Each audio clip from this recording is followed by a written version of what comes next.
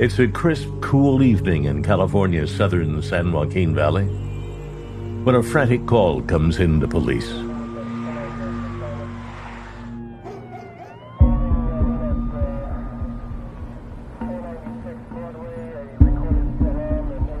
I'd been a patrol officer for just over a year, and I was dispatched with another officer to go to an apartment complex in southwest Bakersfield. There was a female resident that hadn't been seen for a few days, so based on a phone call from a boyfriend, myself and another officer met the manager out front of the apartment, number 46. We went inside and walked through a living room, down a hallway, into a bedroom, and then we proceeded to the bathroom. In the bathtub is the body of a woman. It quickly becomes obvious this is no death by natural causes. She was face up. Her hands were bound behind her back with a piece of a telephone cord. She also had a brown pillowcase over her head and also had a piece of telephone cord wrapped around her neck. The apartment manager tells Rourke that 18-year-old Dawn Coons lived in apartment 46.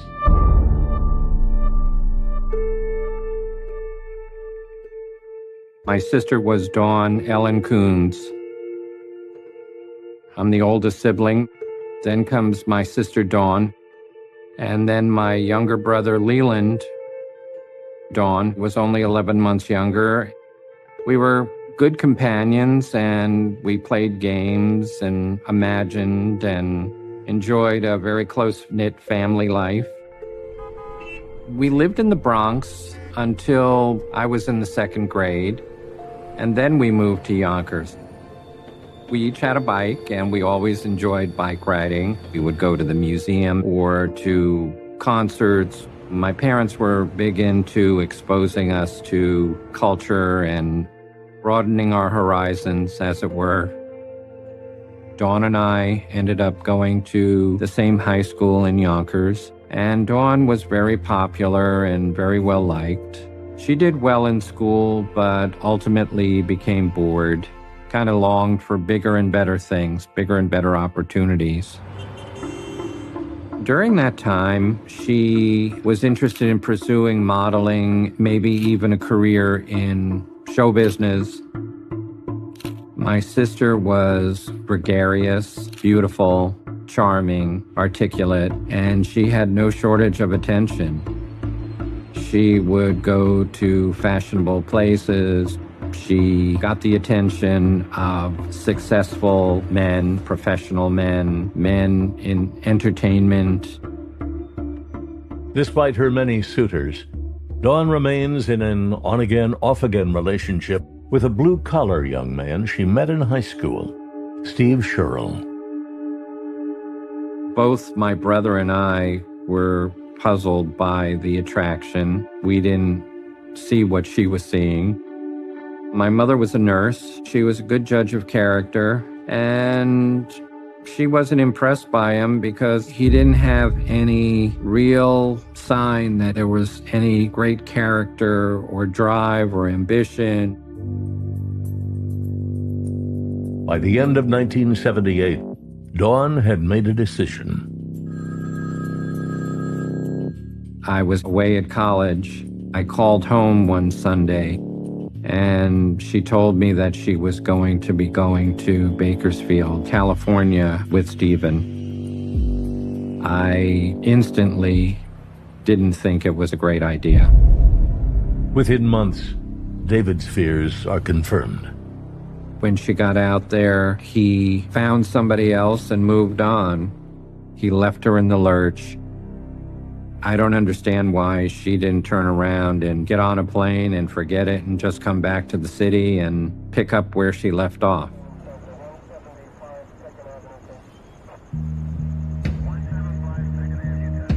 As officers entered the apartment, it didn't look like there were a lot of signs of struggle or any disarray in a lot of the apartment, but in that bedroom it looked like there had been a struggle.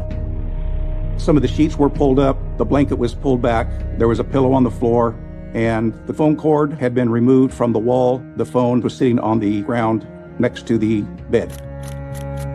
They didn't find anything that showed forcible entry. So the belief was maybe it was an acquaintance of hers, maybe it was a crime of passion.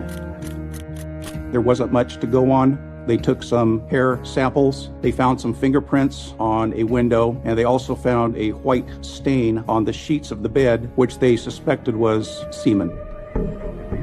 You have to remember that in 1979, DNA evidence did not exist, so the police did not have the database that they do now to try to identify suspects. With the investigation now creeping into the early morning hours, detectives reach out to Dawn's family.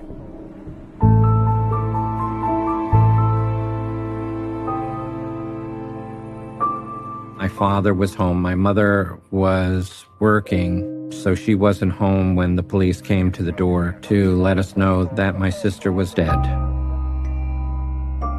I remember my mother coming home. My father gave her the news, and I just remember her sobbing. I mean, she was just wrecked. She was just destroyed. The news was surreal. Couldn't wrap your mind around it. I just found it hard to, live my daily, day-to-day life. Bakersfield police start interviewing Dawn's friends and associates. They had to start pulling on threads and talking to folks and figuring out exactly why those things would or would not be important. One of those threads is focusing on a note discovered on Dawn's door by the apartment manager. Dawn, give me a call and let me know what you're up to. I can't seem to track you down. You're never home. Diane. The investigators found that Dawn and Diane were pretty good friends. They worked together at Breakers and learned that Diane had been the last person to see Dawn before the weekend. Diane was a good source of information for investigators to figure out kind of some context to what was going on in Dawn's life at the time. Investigators learned that she was last seen alive on Friday evening, January 12th, when her friend Diane dropped her off at her apartment. Diane watched her unlock the door, wave goodbye, and step inside. That was the last time she was seen alive. The next day, Diane tried to get a hold of Dawn, and she could not contact her. They had plans that day, and Dawn never showed up. Dawn did not arrive at work that evening on Saturday. Police also interview a new man in Dawn's life. Dawn came to California with Steve. He was the boyfriend. They subsequently broke up their relationship, and Dawn started dating a new man named Brian. And Brian was the one who called the manager to check on Dawn after he hadn't been able to contact her for a few days. Brian was a gentleman that Dawn met at a party about 2 weeks prior to her murder. He was a nice-looking man. He had a job at a local refinery. They talked to him, tried to find out if there was any sort of hostility between he and Dawn at the time, where he was during the weekend Dawn was killed. He explained that he was at the refinery during the time period of this murder. During interviews, Dawn's ex-boyfriend, Steve, is mentioned repeatedly. Investigators found that they did not have a great relationship. They argued quite a bit, didn't get along frequently. There had been some fighting. They also learned that Steve was at Dawn's apartment on January 12th when Diane picked her up for work. At that point, there were some suspicions that he may have been involved in her death.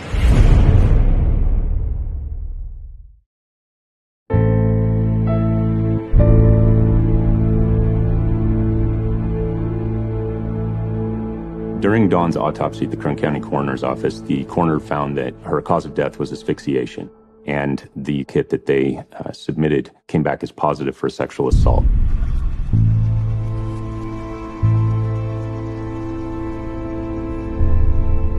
The best estimate the coroner could give for Dawn's time of death was early morning hours of Saturday the 13th. She was posed in a very sexually demeaning way.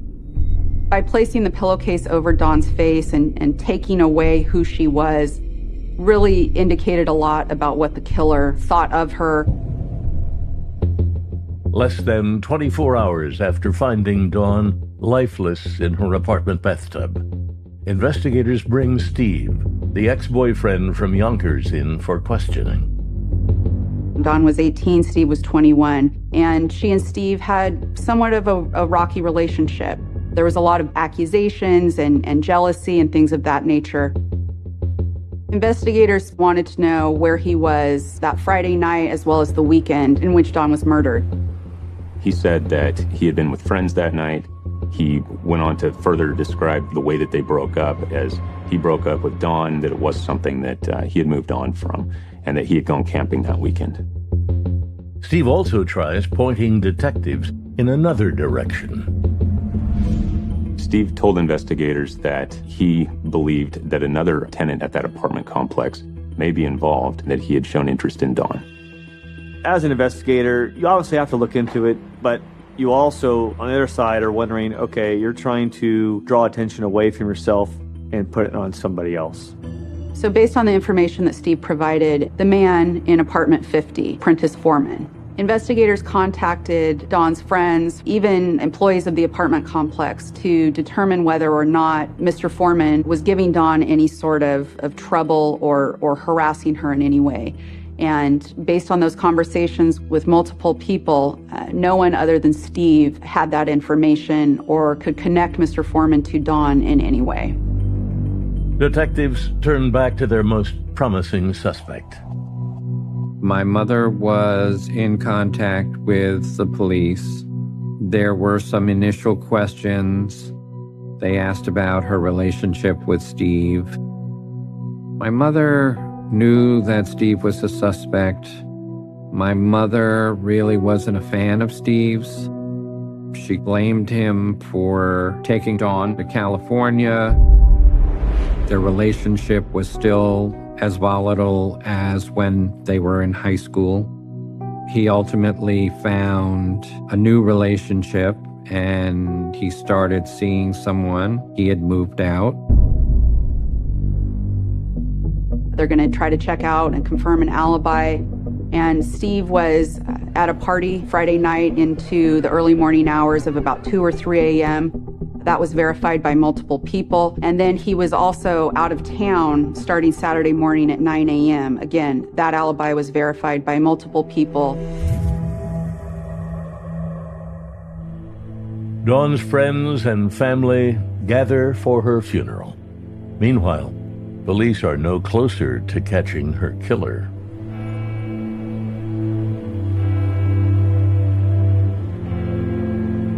I remember hoping until the day I walked in the funeral home that somehow this was some kind of a mistake, that it wasn't her.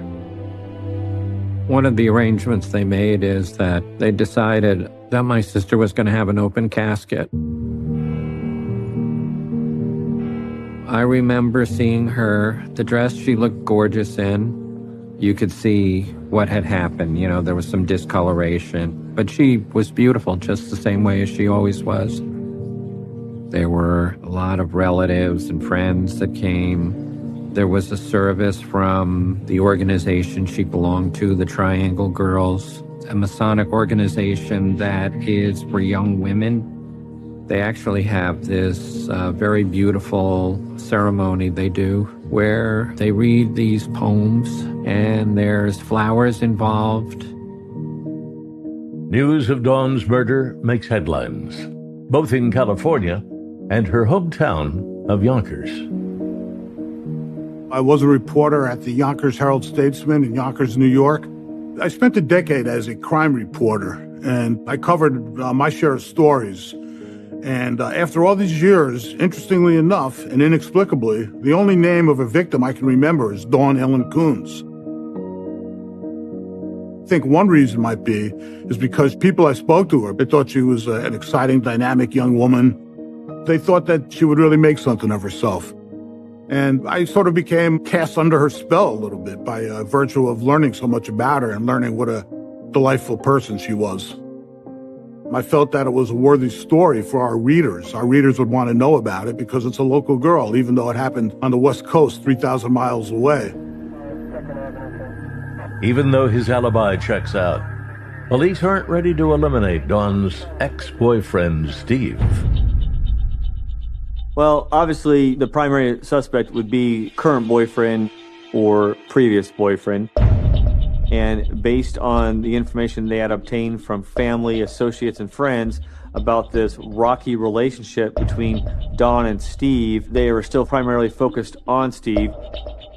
Some of the challenges that investigators faced initially was that Dawn and Steve were both from New York, so they had to do somewhat of a long-distance investigation using the local police departments over there to help facilitate some of the interviews.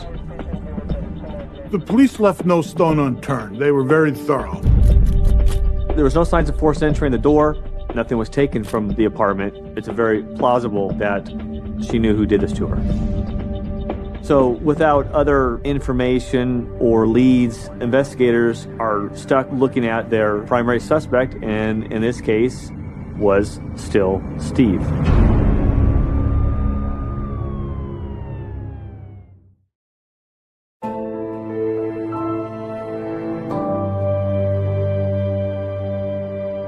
Steve agreed to participate in a polygraph examination, and eventually he did exactly that.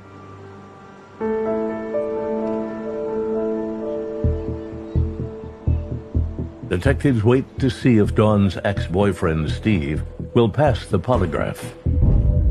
Polygraphs are used by investigators frequently as sort of a tool to get them better leads. They're certainly not admissible in court, but they are an investigative tool that can be helpful given the situation and the investigation. A polygraph examiner from San Francisco, he comes to Bakersfield to conduct the polygraph examination with Stephen. During the polygraph examination, he asks him 4 questions. Did you cause Dawn Kuhn's death?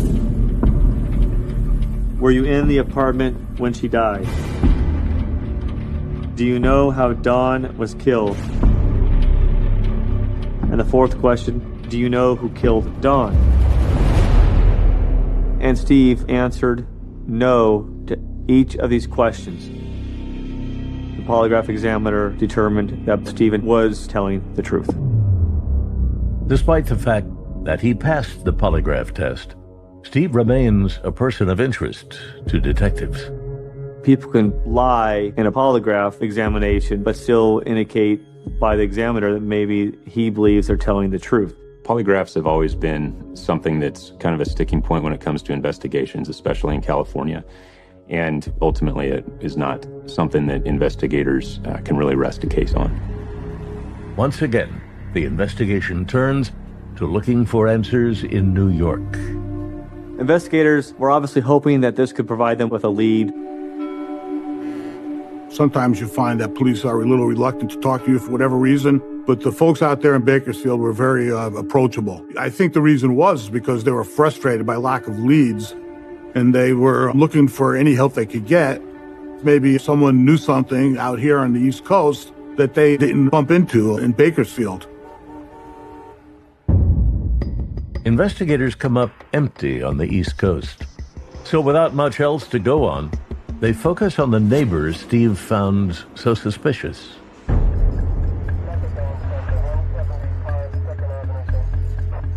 Prentice Foreman was a truck driver and was living in Bakersfield. They talked to Mr. Foreman about where he was the weekend of Dawn's death, and Mr. Foreman claimed he was with his girlfriend, LaTanya, the entire weekend, that he did not know Dawn in any way other than maybe a neighborly hello once in a while at the mailboxes.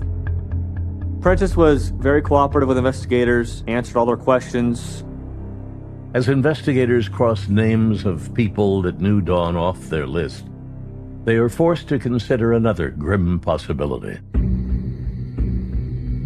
And it's not uncommon for victims to know their killers.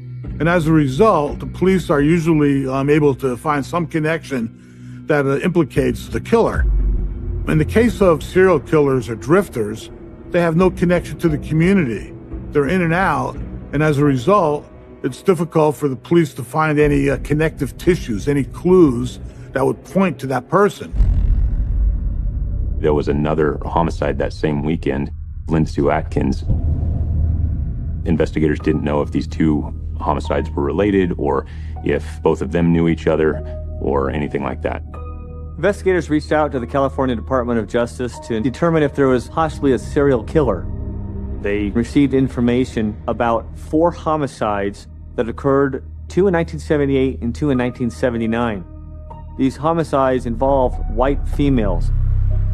And these victims of homicide, all in the LA area, they had been tied up and died of a form of asphyxiation, just like Dawn.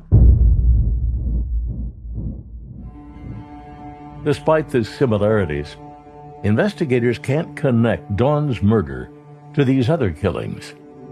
By the end of 1979, leads in the case have evaporated like morning dew in the hot California sun, and the case goes cold.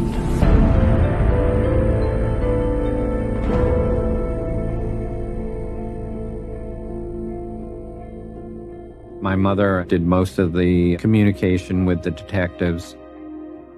Once it went beyond a year and there was really no word, my mother's phone calls were less frequent. There were no new suspects, there were no new leads. It just sort of languished. This whole situation had a negative impact on my parents' marriage. My mother was very distant from my father. I think Dawn's murder was the thing that ended their relationship. 5 years passed, 10 years passed. My father, he died 2001. My mother, she hoped that they would catch who'd murdered her daughter, but I don't really think she had anything to hope for at that point. I got to the point personally where I thought, is it ever going to be solved? Then, 32 years after Dawn's murder, David gets the call he thought would never come. They contacted me and they said, we are going to resume the investigation. Then things started happening.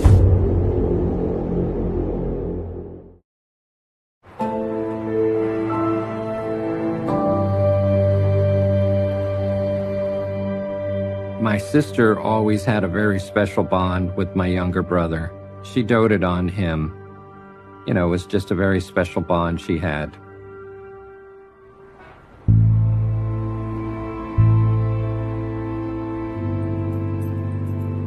My brother, Leland, contacted a friend in law enforcement, and he contacted the Bakersfield police to resume the investigation.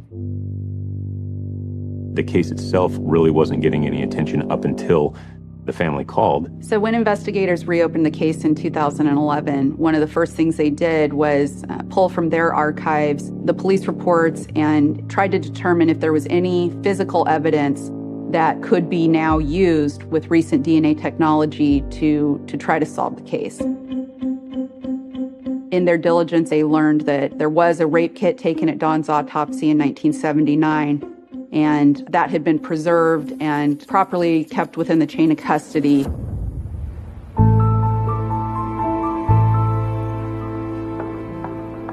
Investigators sent a large amount of evidence to the crime lab for possible DNA testing.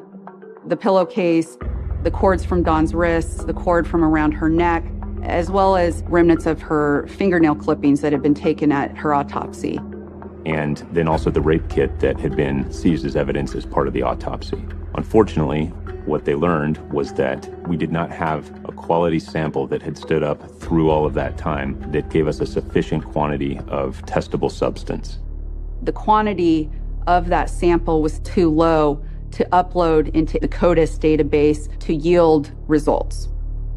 It essentially was too degraded on all fronts to give any sort of real lead. So investigators still believed that Steve was the main suspect in this. However, the decision was made just to wait because we knew that technology was evolving. 2 years later, investigators are given new hope by a random discovery.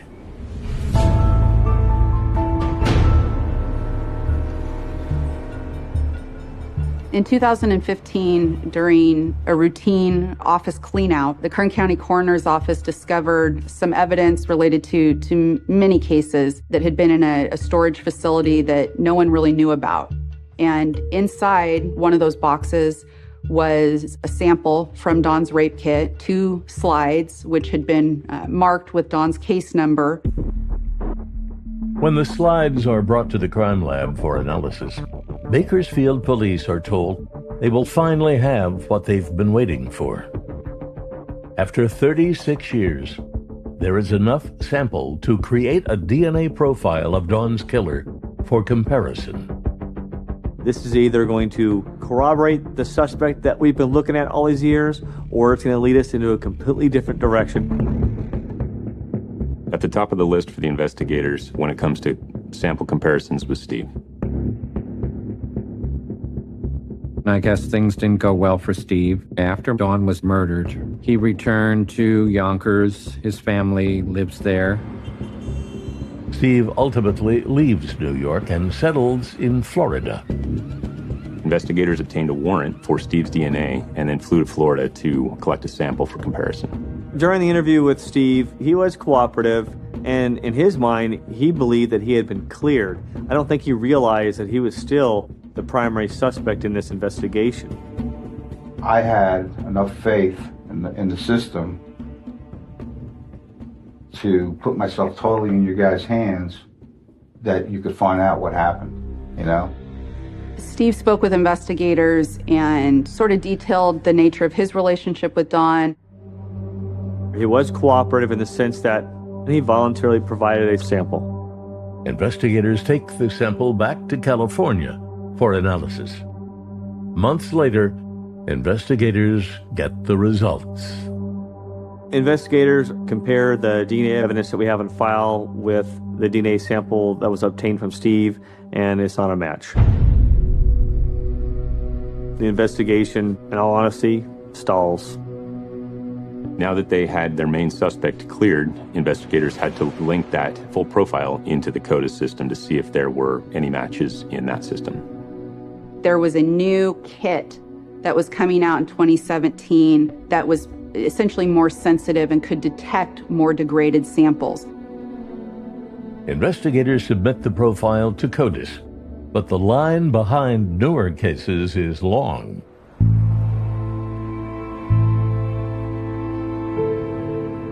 While authorities wait for results, the Coons family suffers another loss when Dawn's mother passes away. What I find heartbreaking is that as the years went on and no word, no new developments, I think that my mother probably felt that it was something that would never be solved. To somewhat bring some closure to the family when they've been searching for answers for so long is why I do my job. It's why I became a prosecutor, and it's why I continue to be a prosecutor. The procedure for submitting DNA into CODIS isn't a fast one. It's one that takes a lot of approvals, and ultimately it takes quite a while to get that comparison back.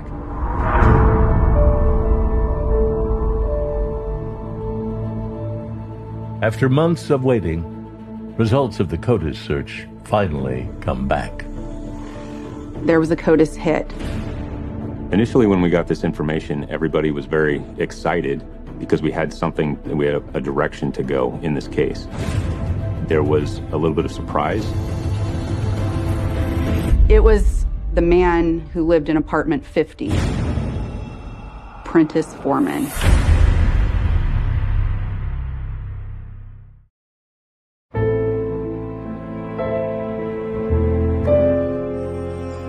I was working in the cold case homicide unit when I received notification and basically said, you got a positive hit that identified a potential suspect.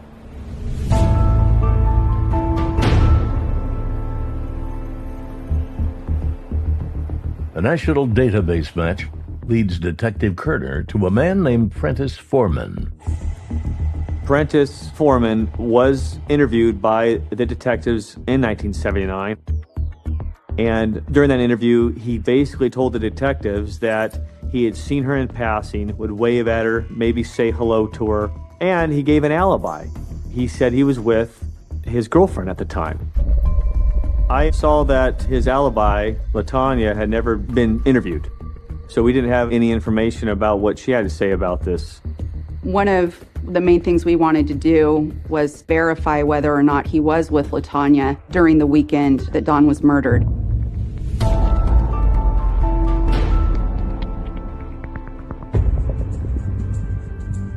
She was actually at the residence that was listed on her college transcripts from 1979. So I actually met with LaTanya at her residence, and she admitted to being a friend of Prentice. I gave her the time frame of the murder, January 12th, 1979, and she told me that she was not with Prentice during that time, that she was actually in Texas attending college. I needed to corroborate that. So I reached out, and the administrator, fortunately, did some research and located some transcripts from that time period for LaTanya that she was in Texas attending college at the time of this murder. We knew that his original statement was going to be a big piece of evidence for us because we could now prove he was in fact lying. It was very important for us to try to get a statement from Foreman, a recent statement. So Detective Kerner was able to locate a valid phone number for Prentice Foreman, and he called him. The question now came down to, what is he going to say?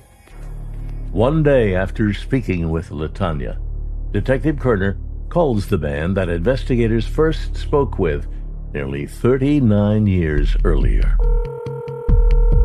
Well, who am I speaking with, sir? My name is Prentice Foreman. I've got some photos of a guy that we've been looking at for a long time, and I'm hoping I'd like to meet with you to show you these photos. I spoke with a detective years ago. I didn't know nothing then. I don't know nothing now. But I never really identified or told him what case I was referring to. I didn't really have that opportunity to get that deep into the conversation. But I knew that I had to keep him on the phone. Did you guys have any type of intimate relationship or not, Mr. Foreman? That's all I want to know. None of your business. When we heard his tone and tenor on the phone, as well as his total lack of cooperation, we sort of knew that this was going to become important as to what he had to say now. We knew that we had a lot of pieces of the puzzle already. We had from Steve, Dawn was afraid of the man who lived in apartment 50.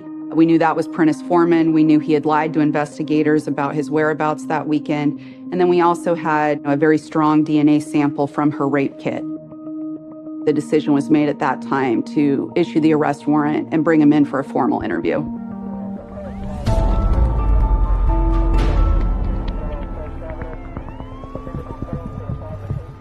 Foreman was arrested in Bakersfield, an apartment he was living at.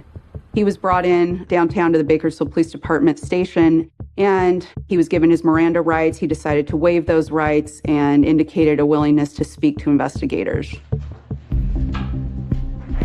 When Prentice Foreman first came into the interview room, he was almost challenging. Anything you say may be used against you in court. You understand that? Didn't I tell that to you already?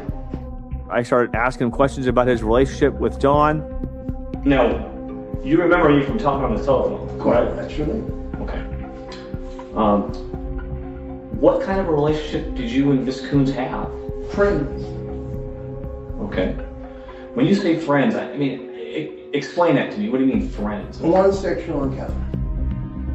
I now had to establish a time frame. When did that sexual encounter take place? That's eventually what I did. Months before that. Months before that? Yes. Okay. Months. So from the time Yes. that was your sexual encounter months before? Months or back. October? 3 months before then. As soon as he said that, my partner and I basically kind of look at each other, and we knew right then and there he was done.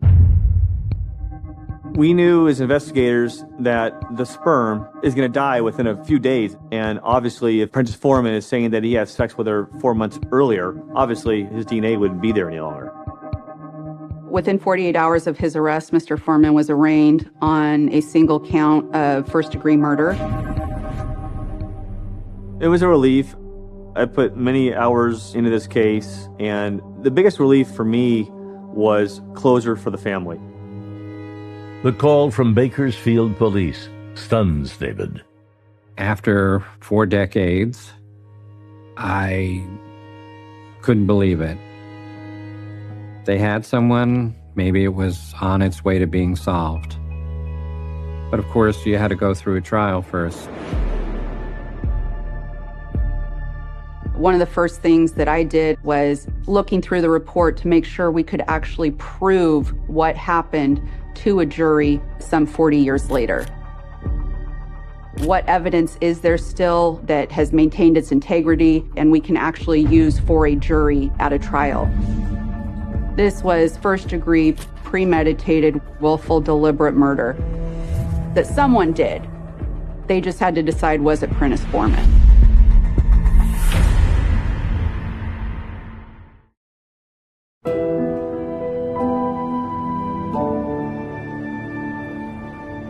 I was only 5 years old when this homicide occurred, but here I am, 40 years later, the lead investigator, and I was able to maybe bring some closure to the family and some justice.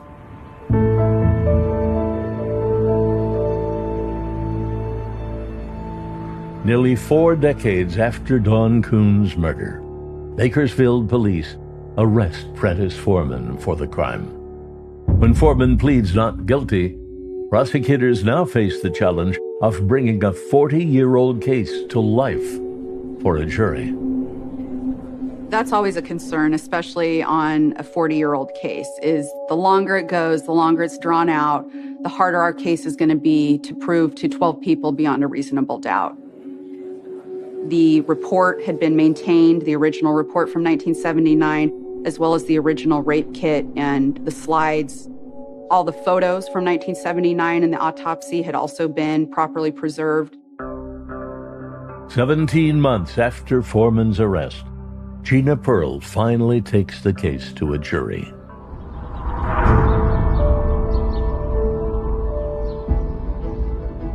The defense was claiming a consensual relationship with Dawn. The fact that 2 individuals have sex and one of them dies afterwards, we don't know how long afterwards, doesn't tell us that that sex partner killed the other. Defense did try to make a point in that Diane was her closest friend and coworker. If really the man in apartment 50 was so harassing and so horrible, Dawn would have mentioned that to her. And so obviously the defense was going to try to throw out as many suspects as they could possibly find. We were able to successfully argue against their attempts to point the finger at someone else. This defendant is the man in apartment 50. Dawn and Mr. Foreman knew each other in the sense that Dawn had seen him around the apartment complex before. She had expressed fear to Steve about the man who lived in apartment 50. He is the one who was harassing Dawn, giving her a hard time in the weeks leading up to her murder. She did have a habit of keeping her front door unlocked, and that's how I believe Mr. Foreman was able to get in. I believe Mr. Foreman entered the apartment and Dawn was already in her bedroom, either asleep or going to sleep. The attack definitely happened in the bedroom. The sheets were thrown about, the mattress was exposed, the lamp was knocked over, and the telephone cords were cut, all indicating that that is where the sexual assault and ultimately the murder happened. I believe Mr. Foreman went in prepared and planning to have sex with Dawn, whether or not she consented.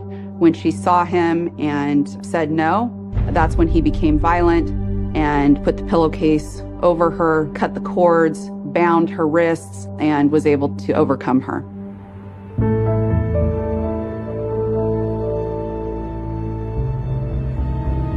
After nearly 2 days of deliberation, the jury comes back with a verdict.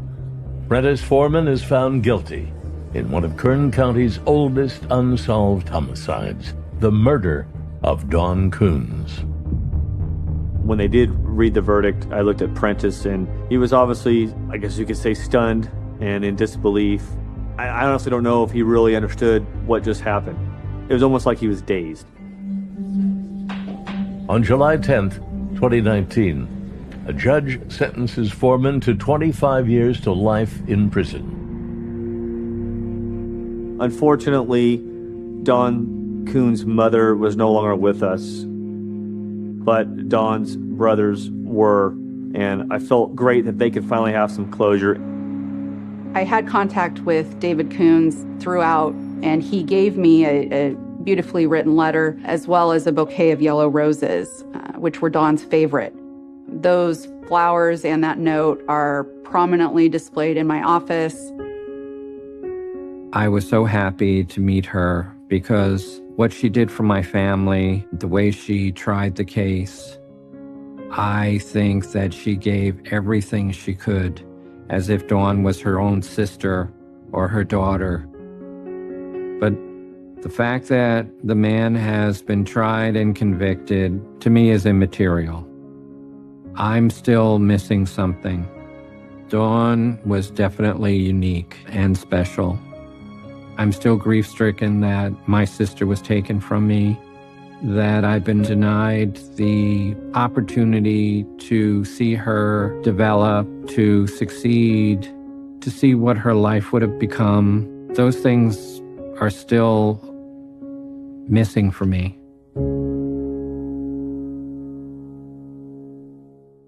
The year is 1946. Across the United States, a profound and collective exhale is taking place. The Second World War, a conflict that had consumed the globe and dictated the rhythms of daily life for years, has finally drawn to a close. Millions of young men are returning home from foreign battlefields, shedding their military uniforms, and attempting to reintegrate into the quiet, predictable routines of civilian life. Factories that had operated around the clock to produce munitions and military equipment are slowly transitioning back to manufacturing consumer goods. There is a palpable sense of optimism in the air, a widespread belief that the years of hardship, anxiety, and unrelenting death are permanently in the rearview mirror. People are eager to rebuild, to start families, and to enjoy the simple, unburdened freedoms of peacetime. The overarching sentiment is one of hard-won security. Nestled deep in the American South, acting as a geographic bridge between two distinct states, lies the community of Texarkana. It is a unique municipality, a twin city that straddles the invisible border separating Texas and Arkansas. The residents share a main street, a post office, and a deeply intertwined local culture. It is a place characterized by tight-knit neighborhoods, thriving local businesses, and an inherent trust among neighbors. In early 1946, Texarkana is the quintessential representation of post-war American normalcy. The citizens go about their daily lives with the comforting assumption that the greatest threats to their safety have been vanquished overseas. They leave their doors unlocked, they walk home under the glow of streetlights without checking over their shoulders, and they trust in the inherent safety of their quiet community. However, this tranquil facade is on the precipice of being violently and irreversibly shattered. The horrors of war are indeed over, but a new, highly localized, and profoundly intimate reign of terror is about to begin. The threat that is destined to descend upon Texarkana will not arrive with the blare of air raid sirens or the rumble of approaching armies. Instead, it will materialize silently from the shadows of the surrounding countryside. It will not be perpetrated by a known enemy, but by an anonymous, spectral figure who will strike with devastating brutality before vanishing seamlessly into the dark woods. The citizens of this border town are about to be introduced to a predator who will hunt not for strategic advantage, but for the sheer, sadistic thrill of the kill. This unseen assailant will eventually earn a moniker that perfectly encapsulates the elusive and terrifying nature of his crimes. They will call him the Phantom. He will become a living nightmare, a boogeyman made flesh, tearing away the post-war innocence of the town and replacing it with a suffocating, paralyzing dread. The psychological scars inflicted by this unidentified individual will linger long after his physical presence has faded, fundamentally altering the way the people of Texarkana view their surroundings, their neighbors, and the safety of the night. The prelude to this unprecedented wave of violence begins in the fading days of late winter. It is February 22nd, 1946. The air carries the lingering chill of the season, but the promise of spring is just beginning to emerge. The focus of this night falls upon two young people, Jimmy Hollis and Mary Jean Larry. Jimmy is 25 years old, a young man navigating the complexities of early adulthood in a post-war society. Mary Jean is only 19 years old, her life stretching out before her with all the boundless potential of youth. Together, they represent the very essence of the returning normalcy that the entire country is celebrating. On this particular evening, they engage in a perfectly ordinary, innocent activity that is a staple of youth culture across the nation. They drive out to a secluded stretch of road, far from the busy center of town and the watchful eyes of their community. In the mid-20th century, these isolated dirt roads and quiet wooded clearings are universally known as lovers' lanes. They serve a vital social function, providing young couples with a rare sanctuary of privacy. In an era where living arrangements are often crowded and societal supervision is strict, the automobile offers a mobile haven. Parking in these remote locations allows couples the space to converse intimately, to share moments of quiet affection, and to simply exist together away from the structured demands of their daily lives. The darkness of a lover's lane is not viewed as a source of danger, but rather as a comforting blanket of privacy. It is a space associated with romance, secrecy, and the gentle exploration of young relationships. When Jimmy Hollis navigates his vehicle into the quiet darkness of the secluded path that night, neither he nor Mary Jean have any reason to suspect that they are isolating themselves from help or that their chosen sanctuary is about to become a trap. They park the car, the engine is cut, and the quiet of the rural night envelopes them. The transition from peaceful solitude to unimaginable horror is absolute and instantaneous. The profound silence of the isolated road is broken by a sudden, jarring movement outside the confines of the vehicle. Emerging from the impenetrable darkness of the surrounding landscape is a figure that defies reason. It is not a lost traveler or a patrolling police officer. The entity that approaches the car is a man, but his humanity is entirely obscured by a crude, terrifying disguise. Over his head, he wears a rough burlap sack. It is a mundane agricultural object transformed into an instrument of pure psychological terror. The sack completely conceals his facial features, offering no clues to his identity, his age, or his emotions. The only modification to the coarse fabric are two ragged, uneven holes cut into the front, revealing nothing but the dark, predatory intent of the eyes beneath. This visual alone is enough to induce panic, turning a normal human encounter into a confrontation with a faceless monster. The masked figure does not hesitate. The element of surprise is absolute, and he wields it with practiced efficiency. In his hand, catching the faint ambient light, is a firearm. The weapon is not merely a threat. It is an immediate declaration of total control. He approaches the parked vehicle, the burlap mask rendering him an anonymous force of violence. The terrifying intrusion shatters the quiet intimacy of the car. The demands are made quickly and forcefully. The gun is aimed, the threats are articulated, and Jimmy and Mary Jean are suddenly thrust into a desperate fight for survival. They are stripped of their agency, forced by the barrel of the weapon to comply with the masked man's commands. They are ordered to exit the perceived safety of the automobile and step out into the cold, unforgiving darkness of the deserted road. What unfolds next is a display of sudden, overwhelming brutality. The assailant's focus initially turns to Jimmy Hollis. There is no negotiation, no robbery, no apparent motive other than the infliction of severe physical harm. The masked man unleashes a savage and unprovoked attack on the 25-year-old. The violence is not random. It is heavy, deliberate, and meant to incapacitate. Jimmy is struck repeatedly with devastating force. The blows rain down upon him in the darkness, the sounds of the struggle echoing in the quiet clearing. The beating is so severe, so utterly ruthless, that Jimmy's skull is fractured beneath the impact.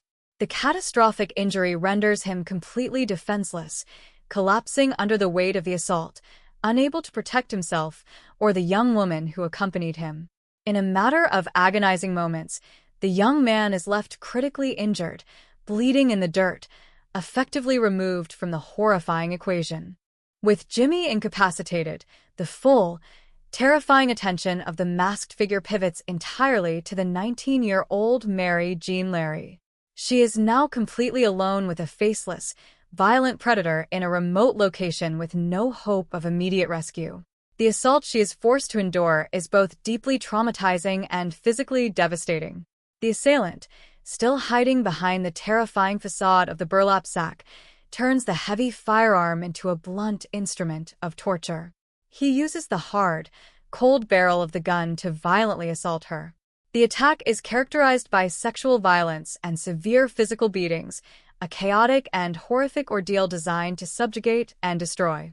Mary Jean is subjected to a nightmare from which there is seemingly no awakening, trapped in the darkness with a monster whose motivations are entirely incomprehensible. Yet, within the depths of this profound terror, an extraordinary well of human resilience emerges.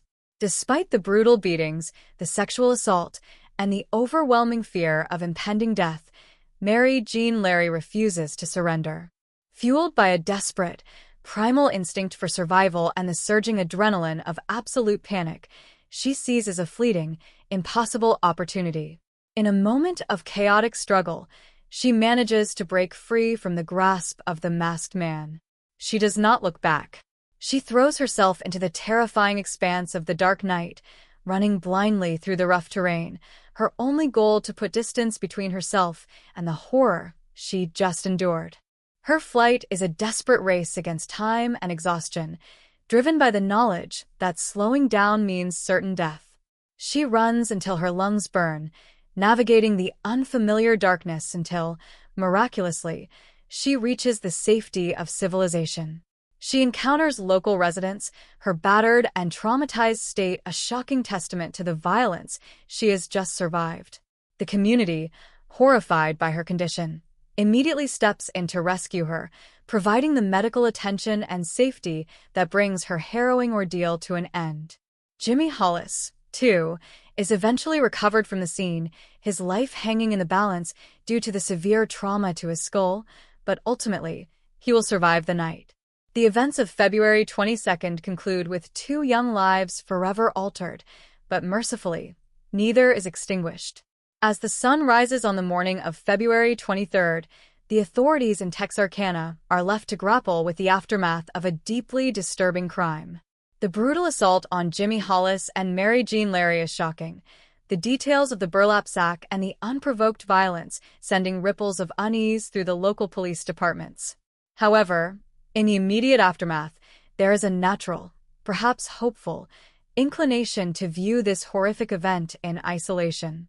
While the brutality is extreme, law enforcement and the public might initially rationalize it as a singular, albeit grotesque, incident, perhaps a robbery gone wrong, perpetrated by a transient individual passing through the border town. The survival of both victims provides a false sense of closure. The town takes a collective breath, assuming that the worst is over, that the masked man was an anomaly who will fade back into the obscurity from which he emerged. The residents of Texarkana do not yet realize that the attack on the Lover's Lane was not an isolated act of violence, but merely a violent prologue. They cannot know that the burlap masked figure was not a passing threat, but a resident phantom currently retreating into the shadows, quietly refining his methods, and patiently waiting for the moon to rise again.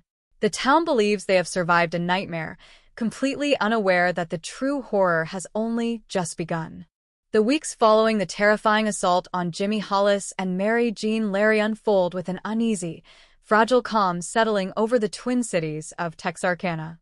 As the biting cold of February slowly gives way to the milder, more forgiving temperatures of late March, a desperate sort of psychological rationalization begins to take root within the community.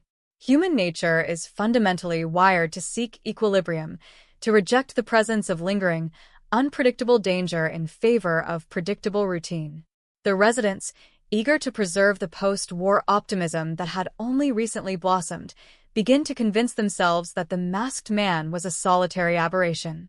The horrific ordeal on the secluded dirt road is quietly filed away in the collective consciousness as a terrifying, but isolated, incident. The general consensus leans heavily toward the comforting theory that the perpetrator was a transient, a violent drifter who had merely passed through their border town, committed a singular act of extreme brutality, and subsequently fled far beyond their jurisdiction. The police increase their patrols, but as days turn into weeks without another sighting of the burlap mask, the heightened state of alert naturally begins to wane. Young people, driven by the invincible spirit of youth and the enduring human need for connection and privacy, slowly begin to return to the isolated rural tracts and wooded clearings. The memory of the attack, while deeply disturbing, is not yet enough to permanently alter the social fabric of a community that firmly believes the nightmare has safely passed them by.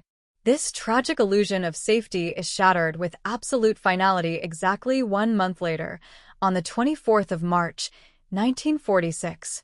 The victims of this second, devastating escalation are Richard Griffin, a 29-year-old man, and Polly and Moore, a young woman of just 17. They represent different stages of early life, Richard navigating the responsibilities of adulthood while Polly is still standing on the threshold of her future, yet their paths intersect on this fateful spring evening. Like Jimmy and Mary Jean before them, Richard and Polly are seeking nothing more than the quiet intimacy afforded by a parked automobile away from the bustling center of town. Their destination is a secluded lovers' lane situated just off the shoulder of Highway 67. The highway itself is a major artery of travel, a ribbon of asphalt that connects Texarkana to the wider world, but merely a few dozen yards off the main thoroughfare, the landscape transforms rapidly into deep, isolating darkness. It is an environment that offers complete privacy from passing headlights, a quiet sanctuary enveloped by the dense, shadowy woods of the Texas and Arkansas borderlands. It is here, in this pocket of absolute rural isolation, that they park their vehicle, completely unaware that they have positioned themselves within the hunting grounds of a predator who has returned to finish what he started a month prior. Because there are no survivors to recount the events of that night, the precise chronological sequence of the terror that unfolds must be reconstructed entirely from the grim, silent testimony of the crime scene itself. The forensic evidence left behind on that desolate stretch near Highway 67 paints a picture of a confrontation that was both ruthlessly efficient and intimately brutal. What is abundantly clear is that the entity who emerged from the darkness did not approach with the intent of a simple robbery or a brief moment of intimidation. The approach was calculated, the element of surprise absolute, and the violence unleashed was of a magnitude that fundamentally shifted the nature of the crimes from assault to cold-blooded execution. Based on the physical evidence, investigators determined that Richard Griffin and Polly and Moore were violently forced out of the perceived safety of their vehicle. They were driven from the confined interior out into the cold, unforgiving night air. The psychological terror of those final moments is almost incomprehensible to contemplate. They were isolated, completely at the mercy of an armed assailant in the suffocating darkness, forced to comply with his demands under the threat of lethal violence.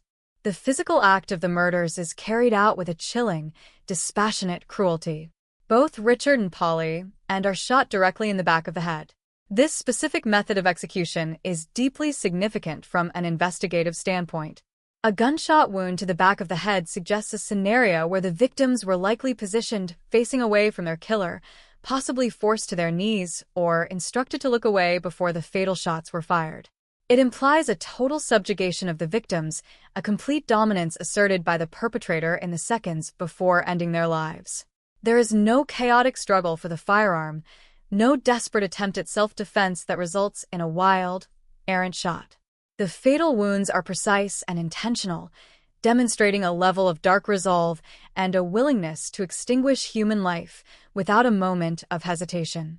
In an instant, the quiet woods near Highway 67 absorb the concussive cracks of the gunfire, and two young, vibrant lives are brutally and permanently silenced on the dirt road. However, the horror of the crime does not conclude with the cessation of life. The forensic analysis of the scene reveals a bizarre, highly labor-intensive, and deeply disturbing post-mortem behavior exhibited by the killer. The blood evidence, the pooling on the ground, and the disturbed earth clearly indicate that Richard and Polly were murdered outside of the automobile. Yet, when their bodies are eventually discovered, they are not lying in the dirt where they fell. The killer, operating in the pitch black of the rural night, undertook the grueling physical task of lifting the heavy, lifeless bodies of his victims and dragging them back into the interior of the car. He carefully repositioned them within the vehicle before abandoning the scene and vanishing back into the shadows. This specific action introduces a terrifying layer of psychological complexity to the investigation. The act of returning the bodies to the car is not a matter of convenience. It requires significant physical exertion, time, and a prolonged presence at a fresh murder scene, drastically increasing the risk of discovery. It forces investigators to grapple with the chilling question of motive. Was the killer attempting to delay the discovery of the bodies by hiding them within the vehicle? Or was this a macabre, ritualistic posing, an effort to return the victims to the state in which he found them before the violence began? The careful manipulation of the deceased victims demonstrates a profound detachment from the humanity of the people he had just slaughtered, treating their bodies merely as objects to be arranged according to his own dark logic. The discovery of the crime scene the following morning sends a shockwave of absolute devastation through the community, immediately annihilating the fragile sense of security that had been carefully cultivated over the preceding month. When the authorities arrive at the secluded spot off Highway 67, they are confronted with a tableau of profound tragedy. The sight of the two young victims, their lives stolen in such a ruthless and callous manner, leaves seasoned investigators deeply unsettled. As the preliminary reports begin to filter through the ranks of the police department, a dark, undeniable realization begins to solidify. The similarities between this double homicide and the assault on Jimmy Hollis and Mary Jean Larry are too striking, too specific, to be ignored or dismissed as mere coincidence. The target demographic of young couples in parked cars, the specific locations chosen in remote, isolated lovers' lanes, and the overwhelming, unprovoked violence all point definitively toward a single, horrifying conclusion. The law enforcement agencies of Texarkana are no longer dealing with a random act of transient violence or an isolated assault. They are facing a systematic, predatory serial killer who is actively hunting within their borders. The knowledge that the assailant from the first attack did not flee, but merely retreated to wait, to plan, and to escalate his violence to the point of murder triggers a paradigm shift in the investigation. The police recognize that they are locked in a deadly contest with an adversary who is intimately familiar with the local geography, a phantom who knows how to navigate the rural backroads unseen and who strikes with devastating precision before melting away without leaving a trace of his identity. The physical evidence is painstakingly collected. The vehicle is examined for any microscopic clue that might betray the killer, but the masked man has proven to be as elusive as he is deadly. As the news of the double murder bleeds out from the police precincts and into the streets, homes, and businesses of Texarkana, the emotional atmosphere of the Twin Cities undergoes a rapid and dramatic transformation. The subtle, underlying unease that lingered after the first attack instantly erupts into a pervasive, suffocating terror. The realization that a serial murderer is walking among them, that the shadows at the edge of town conceal a monster capable of such dispassionate slaughter, fundamentally changes the way the citizens view their world. The innocent, carefree nights of post-war celebration are abruptly canceled. The lovers' lanes, once bustling with the quiet romantic endeavors of youth, are instantly abandoned, transforming into feared and cursed locations. A deep, paranoid suspicion begins to seep into the community as neighbors look at neighbors, wondering if the face of the killer is one they pass on the street every day. The town of Texarkana, previously defined by its quiet normalcy and optimistic future, is violently dragged into a state of acute psychological siege. The phantom has claimed his first lives, and the profound, lingering dread that now blankets the region is a clear indication that the community intuitively understands one terrifying fact. The killer's dark work has only just begun, and nobody knows who he will choose to target next in the dark of the moon. The month of April in 1946 arrives in Texarkana not with the gentle bloom of spring, but with a suffocating, heavy shroud of collective anxiety. The brutal execution of Richard Griffin and Polly and Moore has effectively stripped the Twin Cities of their composure. The initial shock of the double homicide has curdled into a permanent, gnawing dread that dictates the rhythm of daily life. The residents are no longer living in the post-war world they once knew. They are living in a state of self-imposed lockdown. Every shadow cast by the setting sun is viewed with suspicion, and the once common practice of socializing outdoors after dark has completely evaporated. The police, their ranks stretched thin and their morale frayed by the elusive nature of their adversary, struggle to maintain a perimeter of safety around a community that feels increasingly defenseless. Within this climate of pervasive fear, the Phantom strikes a third time, escalating his campaign of terror with a degree of violence that is both deeply personal and devastatingly public. On the night of April 14, 1946, the victims are Paul Martin, a 17-year-old youth, and Betty Jo Booker, a young woman of just 15. They are not merely names in a police report or faces in a morgue. They are integral members of the community, vibrant teenagers whose lives are suddenly and violently snuffed out in a sequence of events that defy the boundaries of human cruelty. The two have spent the evening attending a musical performance, a harmless and joyful endeavor that serves as a poignant contrast to the darkness that will soon engulf them. They are in the process of returning home, navigating the rural stretches that connect the town to their respective residences, when their path is permanently altered. Like the victims before them, they're caught in an environment that isolates them from immediate help, but this time, the methodology of the killer appears to shift, becoming even more complex and agonizingly extended. The initial contact occurs on the road, where the predator, lurking in the dark periphery of the known world, manages to intercept the young couple. The subsequent events are a harrowing testament to the killer's capacity for sustained, premeditated malice. The investigation will eventually reveal a crime scene that is fractured across a significant distance, suggesting a scenario of abduction and forced movement that escalates the psychological horror of the ordeal. Paul Martin is the first to be separated from the perceived safety of his surroundings. His life is taken with a cold, repetitive intensity that sets this crime apart from the previous murders. He is found in the dirt, nearly a mile away from the vehicle that he and Betty Jo had occupied. The presence of 4 distinct bullet wounds upon his body indicates that his death was not instantaneous or singular.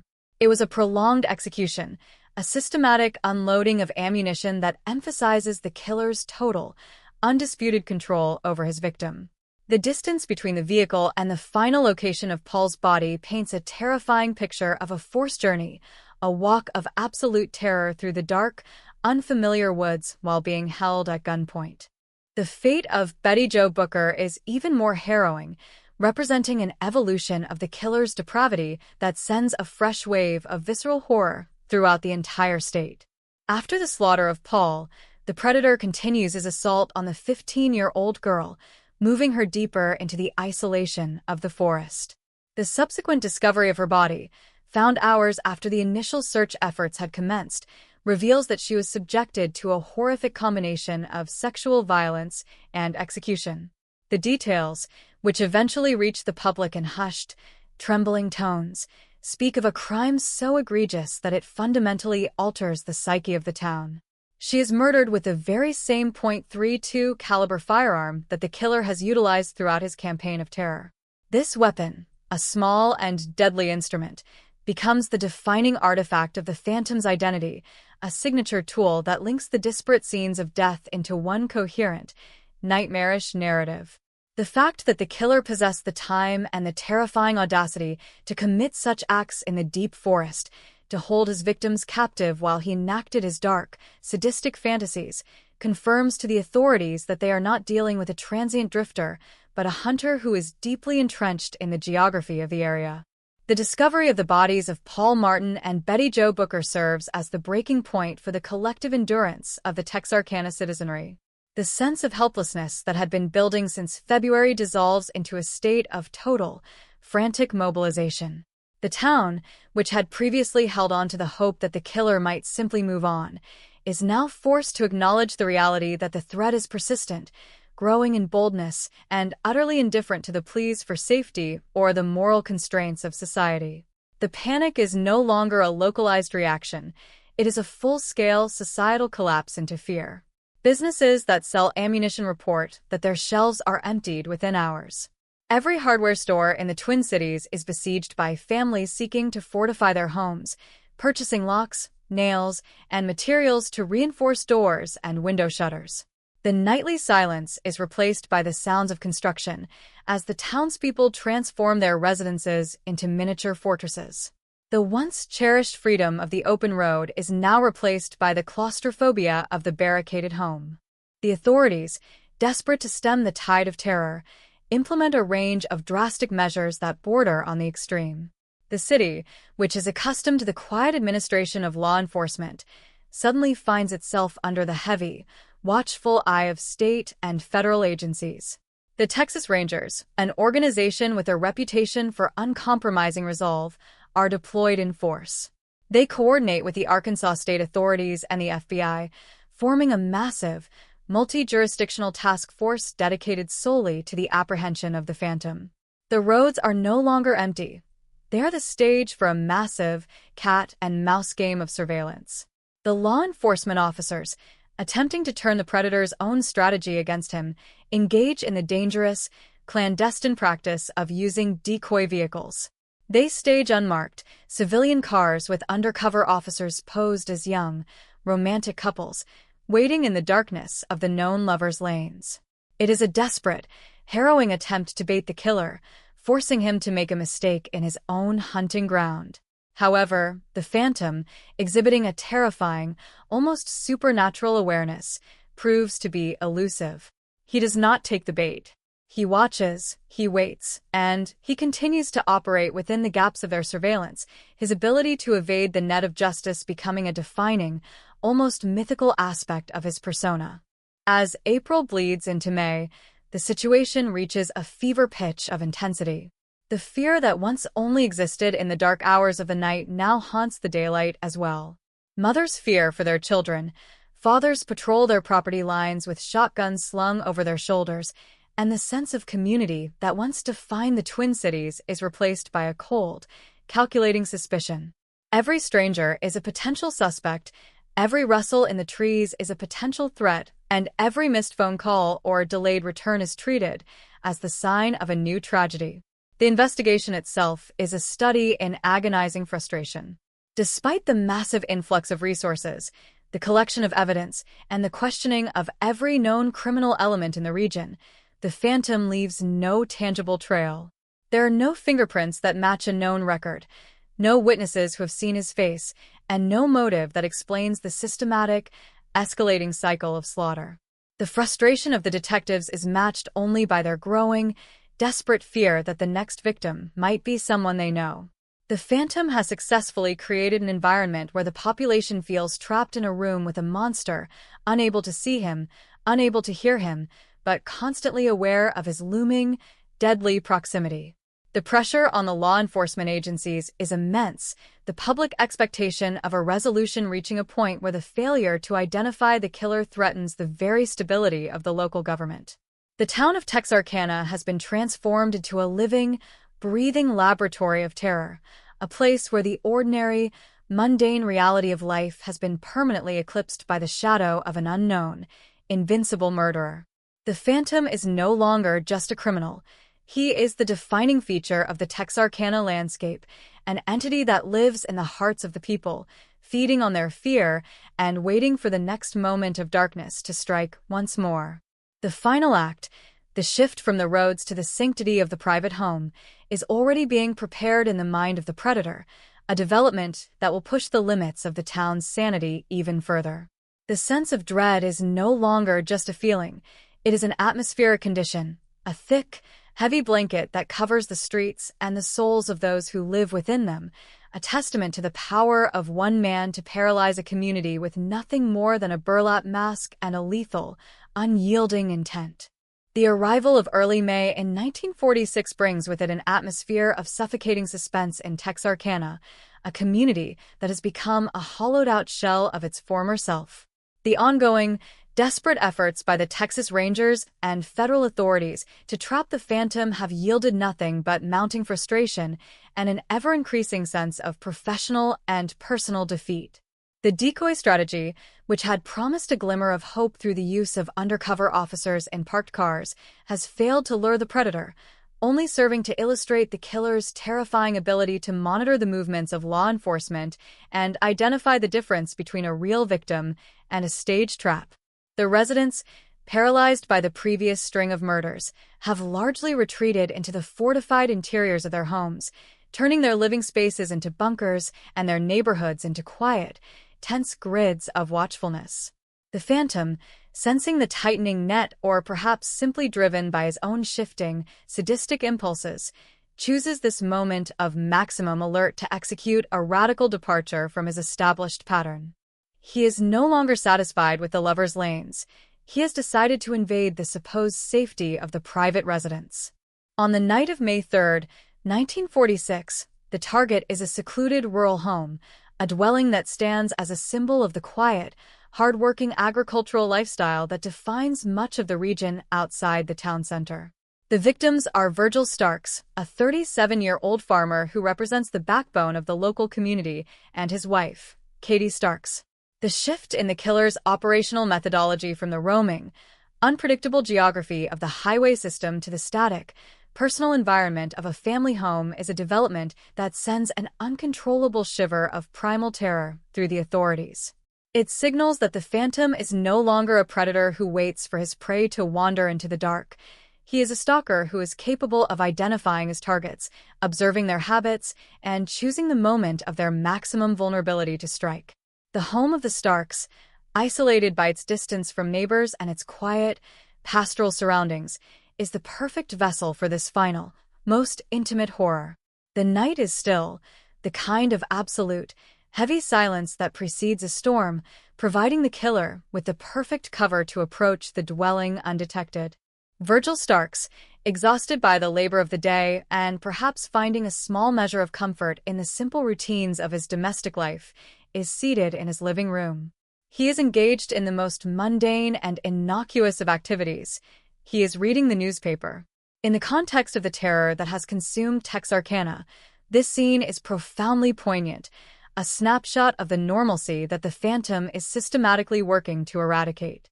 The newspaper, which likely contains headlines or editorials regarding the very manhunt that is failing to protect him, is the last thing he ever holds.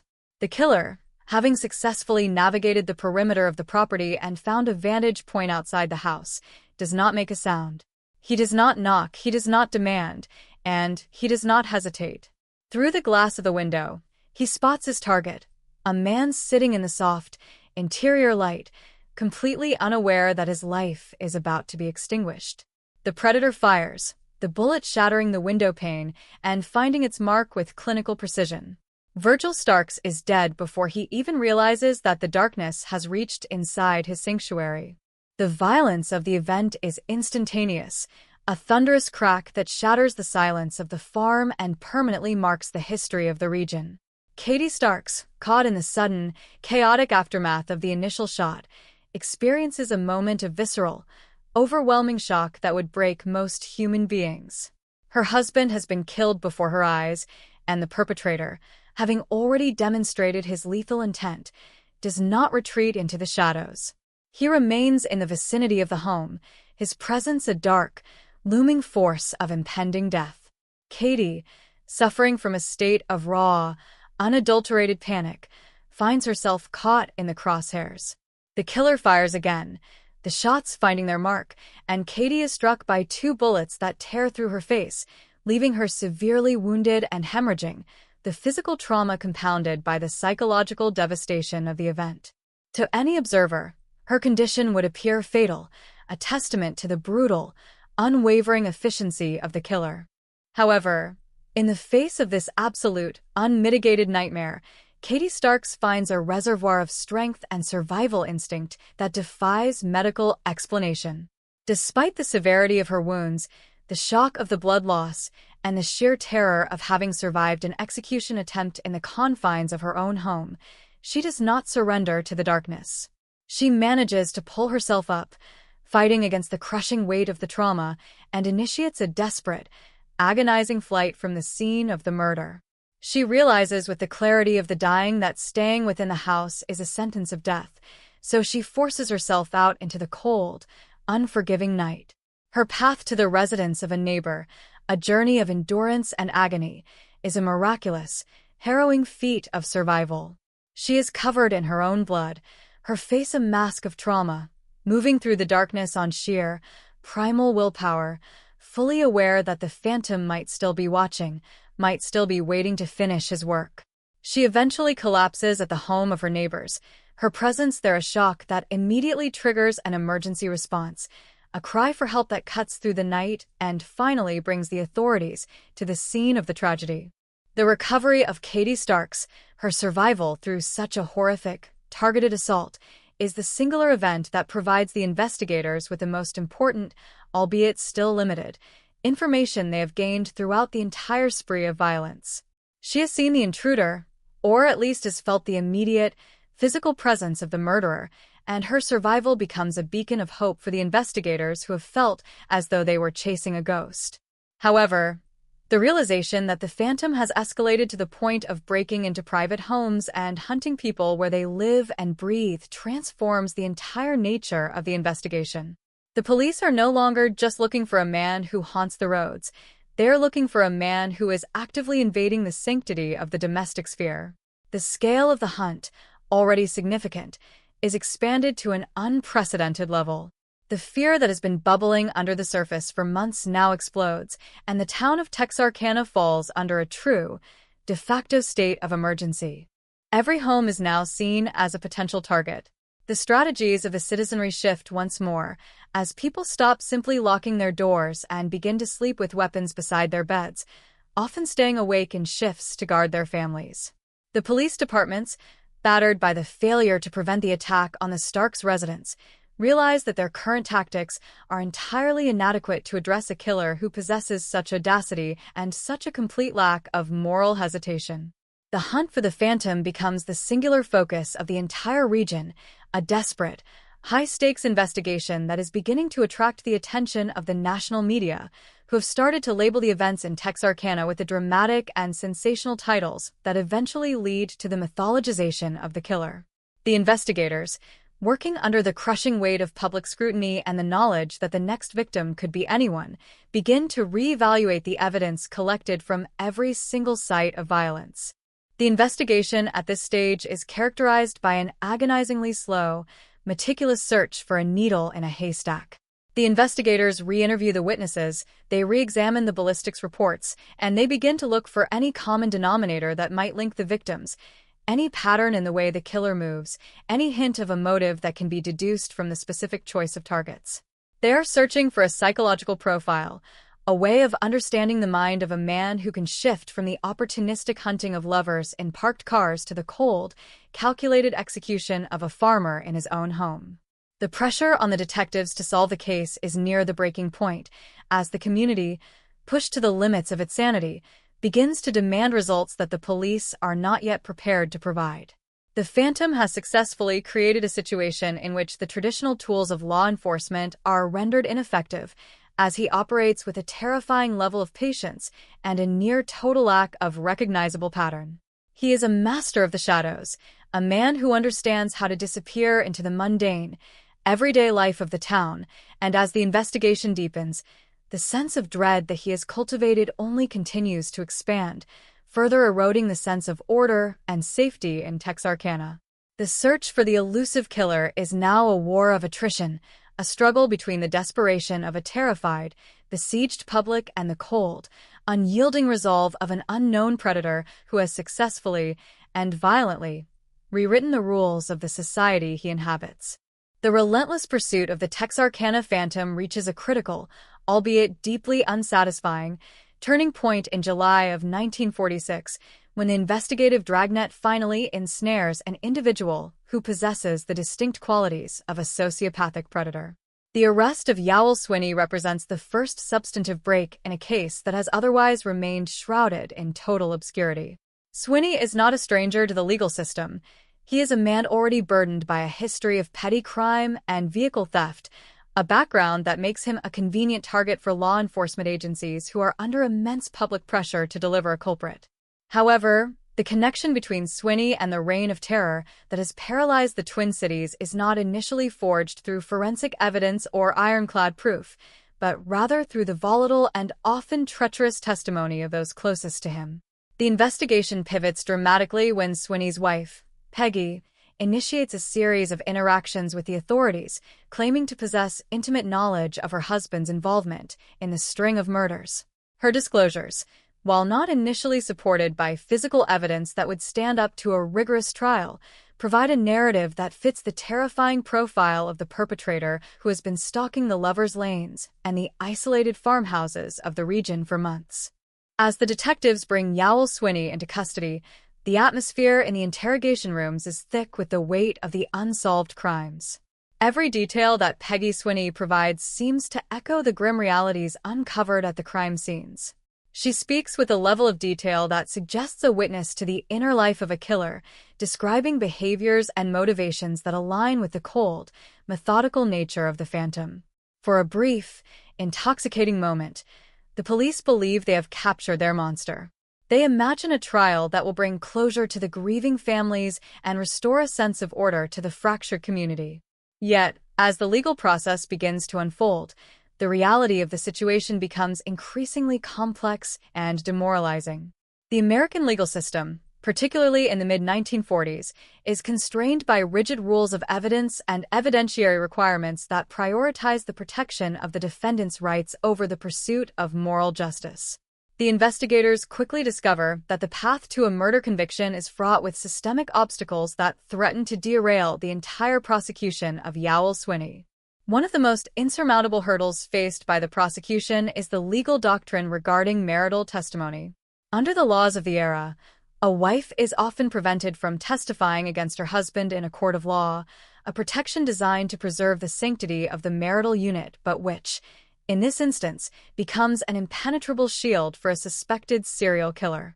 Peggy Swinney's cooperation is essential to the case, but the defense team is perfectly positioned to exploit these archaic legal restrictions to undermine her credibility and exclude her most incriminating statements. Furthermore, Peggy is a witness whose reliability is severely compromised by her own erratic behavior and frequent, sometimes contradictory, changes in her account of events. The defense seizes upon these inconsistencies with ruthless efficiency, portraying her as an unstable, unreliable figure whose accusations are motivated by personal animus rather than the pursuit of truth. Every time she wavers in her testimony, the structural integrity of the state's case suffers and the confidence of the prosecutors begins to wither. The failure to secure forensic validation provides the defense with an even more powerful tool for acquittal. In 1946, the sophisticated techniques of modern forensic science, such as DNA analysis, do not exist to provide the definitive link between the suspect and the crime scenes. The evidence recovered from the various locations, the faint, unusable fingerprints, the ballistics that are difficult to definitively correlate, and the lack of biological markers, leaves the prosecution without the objective, irrefutable proof required to secure a conviction for capital murder. Without the ability to place Swinney at the scene of the crimes with scientific certainty, the case rests entirely on circumstantial evidence and witness testimony, both of which are proving to be exceptionally fragile.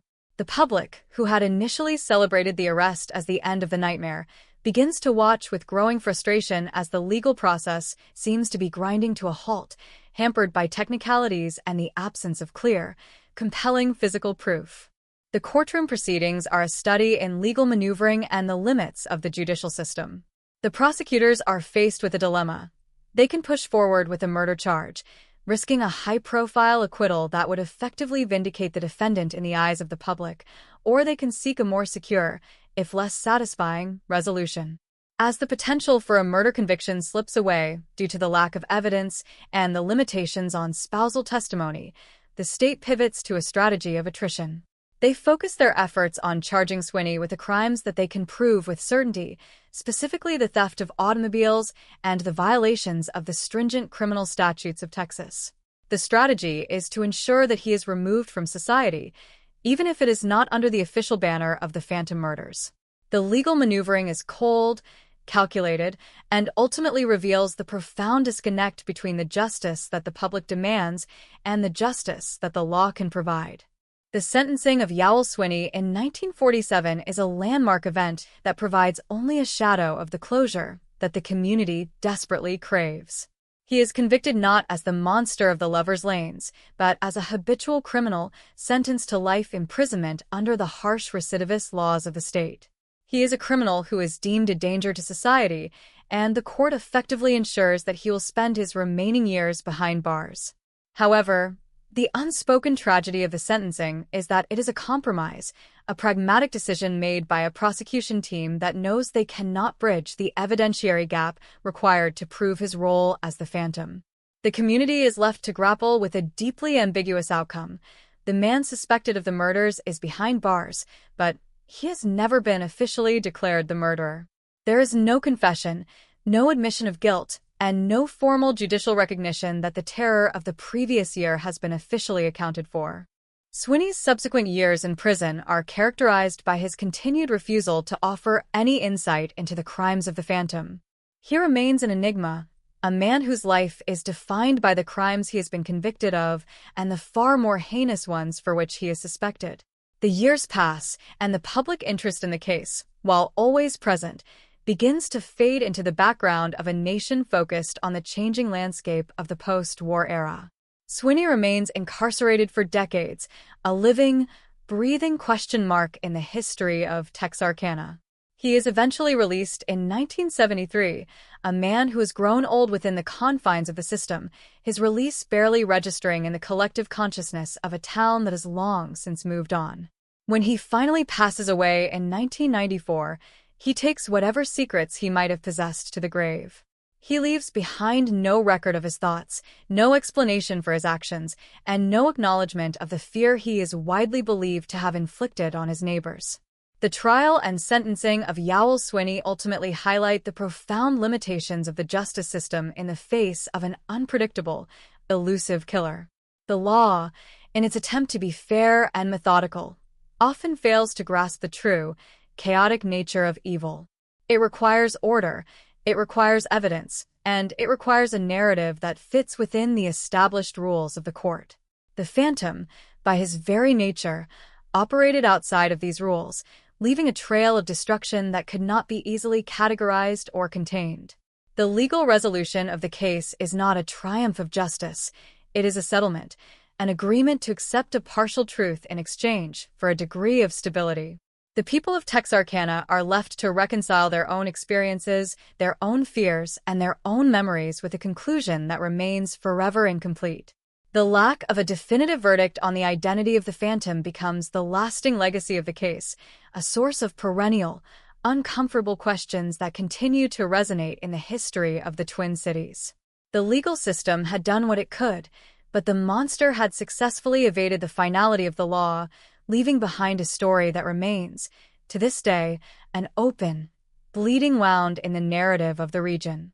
The final chapter of the Texarkana Phantom Murders is not written in the cold, clinical language of a courtroom verdict, nor is it preserved in the satisfied closure of a solved mystery. Instead, it is etched into the very soil of the Twin Cities and the enduring psychological landscape of the residents who lived through the spring of 1946. When Yowell Swinney was finally released from his long incarceration in the 70s, he returned to a world that had largely forgotten him, a man who had become a historical curiosity rather than a source of active terror. His eventual passing in 1994, without ever having confessed to the crimes or having been definitively linked to them by the absolute standard of the law, solidified the status of the Texarkana murders as a perennial cold case. The legacy of the Phantom is not merely a record of lives lost, but a deep, permanent fissure in the community identity, a reminder that the most profound threats are sometimes those that remain forever nameless, faceless, and beyond the reach of human accountability. The trauma of those 10 weeks of terror did not dissipate. It transformed into a folklore of fear, a foundational myth that continues to inform the way the residents of Texarkana perceive the safety of their homes and the inherent uncertainty of the night. The impact of these events on the social and psychological fabric of Texarkana cannot be overstated. For the generation that lived through the spring of '46, the Phantom was not a fictional character, but a visceral, suffocating presence that changed the trajectory of their lives. The collective memory of the town is marked by a clear demarcation: the period before the arrival of the mask and the period of permanent caution that followed. The simple, idyllic trust that characterized the post-war spirit was extinguished, replaced by a sophisticated, enduring vigilance. Even decades later, the mention of the murders evokes a somber, respectful silence. It is a shared burden, an acknowledgement that their community was the site of a unique and horrifying convergence of events that tested the limits of their resilience.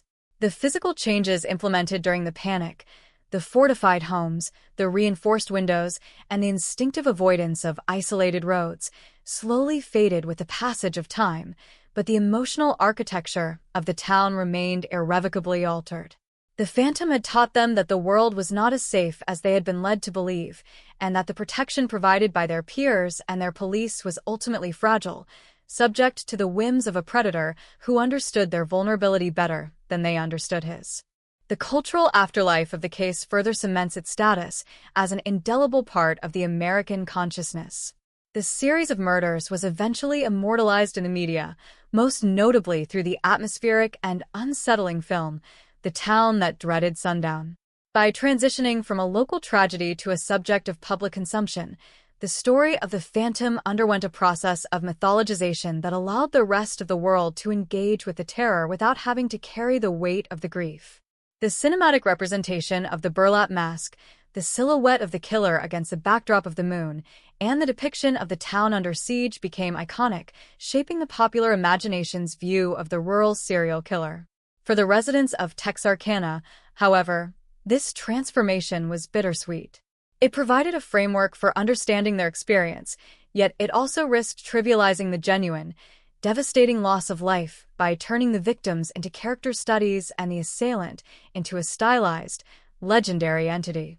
The balance between acknowledging the history of the town and managing the sensationalism that follows a high-profile crime remains a delicate tension that the community continues to navigate today. Reflecting on the totality of the case, it is impossible to escape the profound tragedy of the human lives that were extinguished in their prime. Richard Griffin, Polly and Moore, Paul Martin, Betty Jo Booker, and Virgil Starks were not just statistics in an investigation. They were individuals with hopes, dreams, and futures that were cruelly severed by a hand that never sought to explain itself. The surviving victims, Jimmy Hollis, Mary Jean Larry, and Katie Starks, carried the physical and mental scars of their encounters for the remainder of their lives. Their resilience a testament to the strength of the human spirit, but also a sobering reminder of the lasting devastation caused by such acts of malice. The loss of these lives created ripples of grief that extended far beyond the immediate families, impacting the schools, the churches, and the quiet neighborhoods where these young people were known and loved. To honor their memory, the community has often chosen to focus on their humanity rather than the shadow of their killer, yet the mystery of the Phantom remains an inescapable, gravitational pull that keeps the conversation centered on the unknown. The investigation itself serves as a crucial case study in the evolution of criminal justice. It provides a stark reminder of the limitations of a system that is forced to operate without the benefits of modern technology. The frustration felt by the investigators in 1946, who were forced to rely on limited physical evidence, and the unreliable testimony of the accused spouse, stands in sharp contrast to the diagnostic capabilities available to their contemporary counterparts. The case of the Texarkana Phantom highlights the necessity of the advancements that have since transformed police work, from the refinement of forensic ballistics to the precision of modern DNA analysis. It also underscores the importance of interagency cooperation, a practice that was in its infancy during the search for the killer, but is now the cornerstone of modern crime fighting. The failure to convict Swinney, while legally sound according to the standards of the time, remains one of the most painful points of contention, an example of how the gaps in the legal framework can allow a suspected predator to walk away from a charge as heinous as serial murder. Ultimately, the story of the Texarkana Phantom is a meditation on the nature of evil and the difficulty of containing it within the structures of society. The Phantom was not merely an individual who committed a series of crimes. He was a catalyst that exposed the hidden anxieties of a society in transition. He was an embodiment of the darkness that persists even in the light of progress and peace. By choosing his victims from the most vulnerable and the most ordinary of settings, he forced the town to confront the reality that they were not immune to the horrors of the world at large. The absence of a definitive, judicial resolution is perhaps the most honest ending to this story. It acknowledges that some questions in life have no answers, and that some monsters can disappear into the fabric of history, leaving us only with the echoes of their actions and the persistent, unanswerable question of why. The legacy of the Phantom is, in essence, the mystery itself. It is a cautionary tale, a piece of local history, and a dark puzzle that continues to challenge the sensibilities of those who contemplate it. As we look back from the vantage point of the present day, we are reminded of the fragility of the peace we often take for granted. The experience of the Twin Cities serves as a reminder that community is not just a collection of homes and roads, but a shared responsibility, a commitment to watch over one another even when the shadows seem light. The story of the Phantom does not offer the comfort of a neat resolution, but it does offer the opportunity for reflection on the nature of trauma, the evolution of justice, and the resilience of the human experience. The victims deserve to be remembered not as victims of the Phantom, but as individuals whose lives were defined by their own actions and presence within their community. Their memory survives in the stories that are passed down, in the preservation of the historical record, and in the quiet resolve of a town that has chosen to continue growing and thriving in the face of its most haunting chapter. The Phantom may have faded into the annals of crime, but the spirit of the community he sought to destroy has endured, proving that while darkness can indeed descend, it is not the final word in the story of Texarkana. The mystery continues to invite inquiry, but it also demands respect for the path that the town has traveled since those long, dark nights in the spring of 1946, a path defined by the reclamation of safety, the healing of wounds, and the constant, vigilant endeavor to ensure that such a nightmare is never permitted to visit their streets again. In the end, the Phantom is a memory, a chilling, persistent, and cautionary echo that serves as a boundary marker in the history of the Twin Cities, a reminder of the night that once threatened to swallow them whole, but which they have ultimately, through time and determination, managed to keep firmly in the past. The final assessment of the Texarkana Moonlight Murders transcends the immediate tragedy of the events in 1946, solidifying its place as a profound cultural artifact of 20th-century American anxiety. While the narrative of the case is often framed within the context of true crime, its significance extends far deeper, touching upon the intersection of local history, the evolution of forensic investigative theory, and the enduring psychological impact of unresolved violence on a community. The Phantom, as a conceptual figure, has transcended the physical reality of the man suspected of these crimes, becoming a permanent fixture in the collective subconscious of the Twin Cities.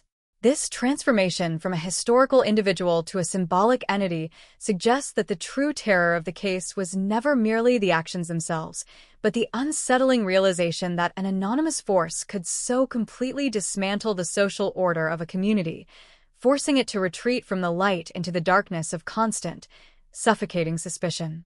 To understand why this specific sequence of events continues to captivate the public imagination, one must examine the environment in which it occurred. Texarkana, at the end of the Second World War, was a microcosm of a nation grappling with its own internal contradictions. The soldiers had returned home with a vision of tranquility that was fundamentally at odds with the reality of a world that had been permanently changed by total war. The intrusion of the Phantom into this fragile dream of normalcy was not just a criminal event, it was a psychological rupture. The victims were young, often in the midst of the very transitions, courtship, early adulthood, the establishment of families, that society held up as the proof of their successful return to peace. By targeting these individuals in the intimate spaces of the lovers' lanes and the sanctity of their own bedrooms, the assailant destroyed the illusion that the domestic sphere was immune to the violence that had plagued the globe for years. This realization created a pervasive sense of betrayal, a feeling that the safety they had fought for was an illusion, easily punctured by the presence of a predator who remained invisible. The methodological shifts in the phantom's behavior represent a fascinating study in the psychology of serial predation. The progression from the opportunistic assault of couples in isolated vehicles to the calculated, premeditated invasion of the home signifies a predator who is not merely reacting to his environment, but actively engaging with the fear he was generating. The switch to home invasions, as seen in the final attack on the Starks' residence, demonstrates a significant escalation in both risk and intent. It forced the community to recognize that there was no sanctuary, no physical boundary that could guarantee security.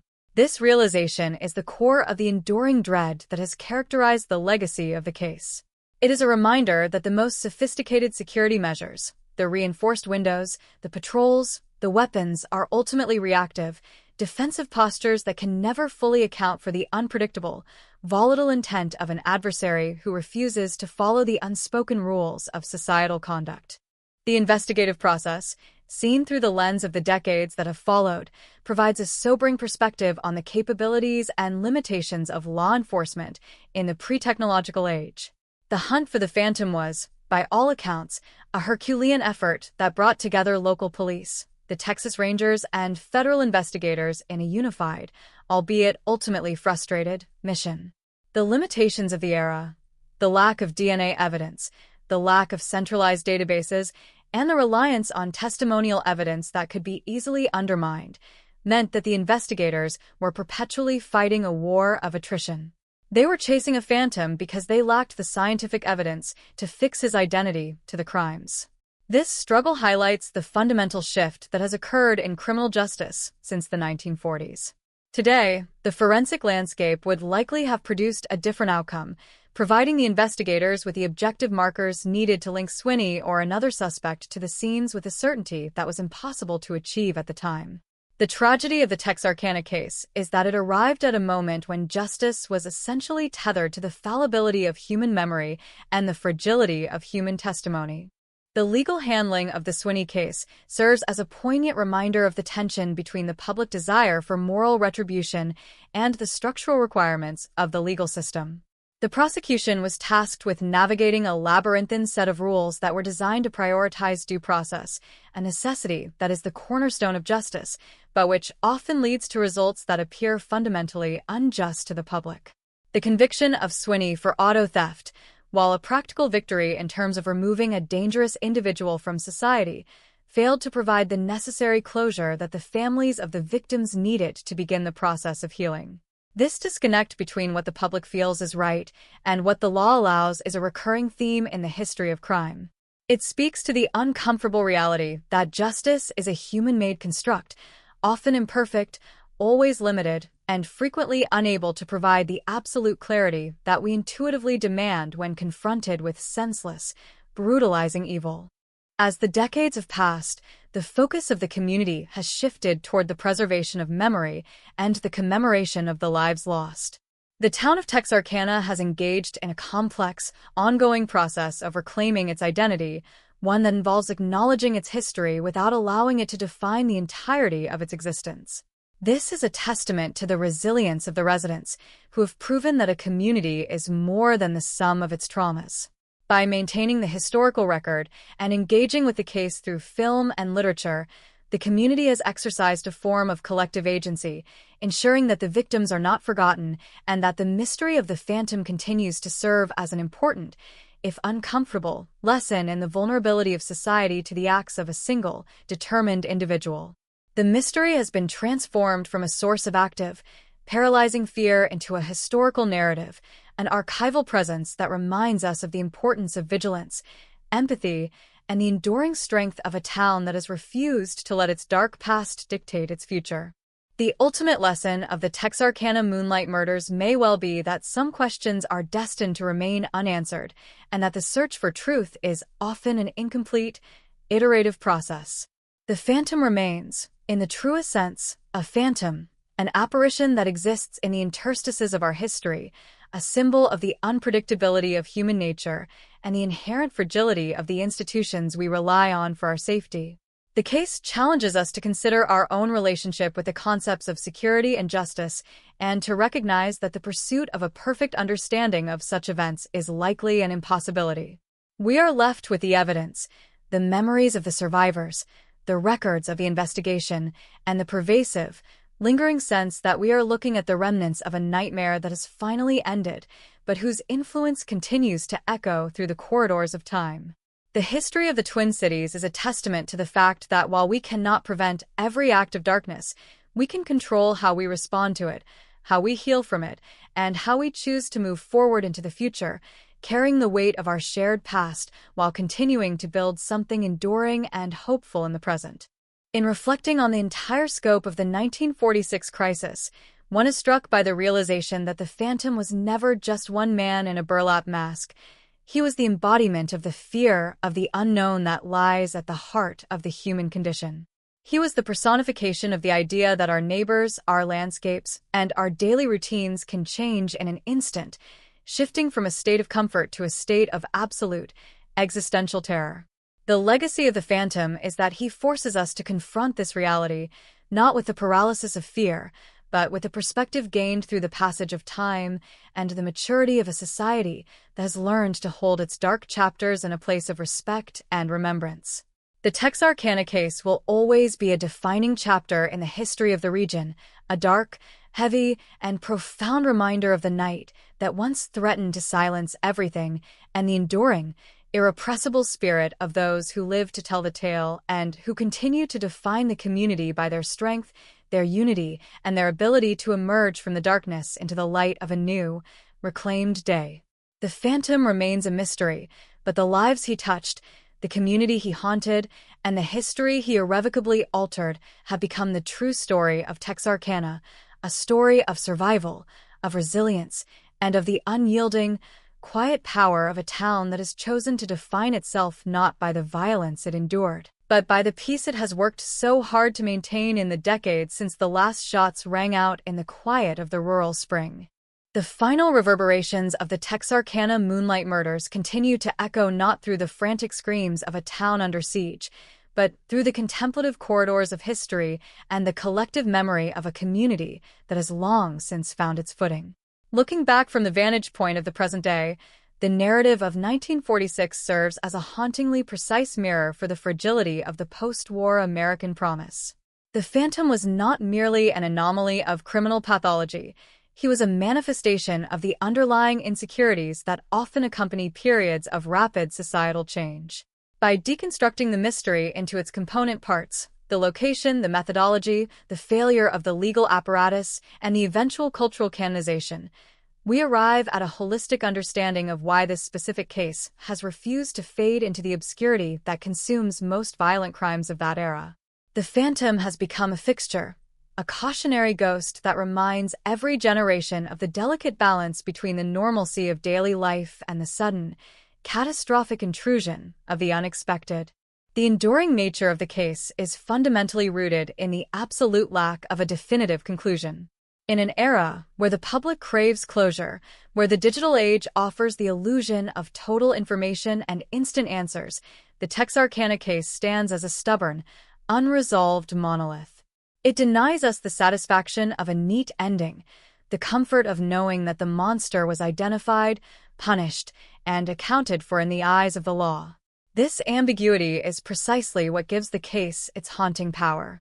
It allows the legend of the Phantom to persist, constantly inviting new interpretations, new amateur investigations, and a perennial, restless curiosity that prevents the history from becoming stagnant. The mystery functions as an open-ended narrative that forces every person who engages with it to confront their own discomfort with the unknown.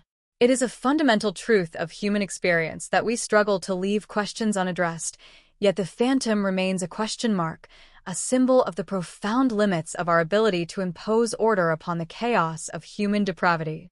Moreover, the case provides an essential, if sobering, perspective on the evolution of investigative methodology. The frustration experienced by the authorities in the mid-40s was a direct consequence of a system that was fundamentally ill-equipped to handle the emergence of a serial predator. The lack of modern forensic tools, No DNA, no digitized criminal databases, no advanced criminal profiling techniques rendered the police largely reactive, forced to rely on the unreliable and often volatile testimony of witnesses. The evolution of law enforcement in the decades following the Texarkana incident can be seen, in part, as a direct response to the kind of systemic failure witnessed during the search for the Phantom. We have built a more sophisticated, more data-driven, and more collaborative justice system specifically to prevent the kind of protracted uncertainty that defined the 1946 investigation. In this sense, the Phantom is a foundational shadow that has helped shape the light of modern criminal justice, a reminder of the darkness that exists when the tools of science and cooperation are absent. The sociological impact of the crimes, meanwhile, speaks volumes about the nature of community resilience. Texarkana did not dissolve in the face of the Phantom. It hardened, it adapted, and it eventually reclaimed its identity from the grip of fear. The transformation of the town from a place of casual openness to a community defined by its cautious, watchful vigilance is a testament to the capacity for human endurance.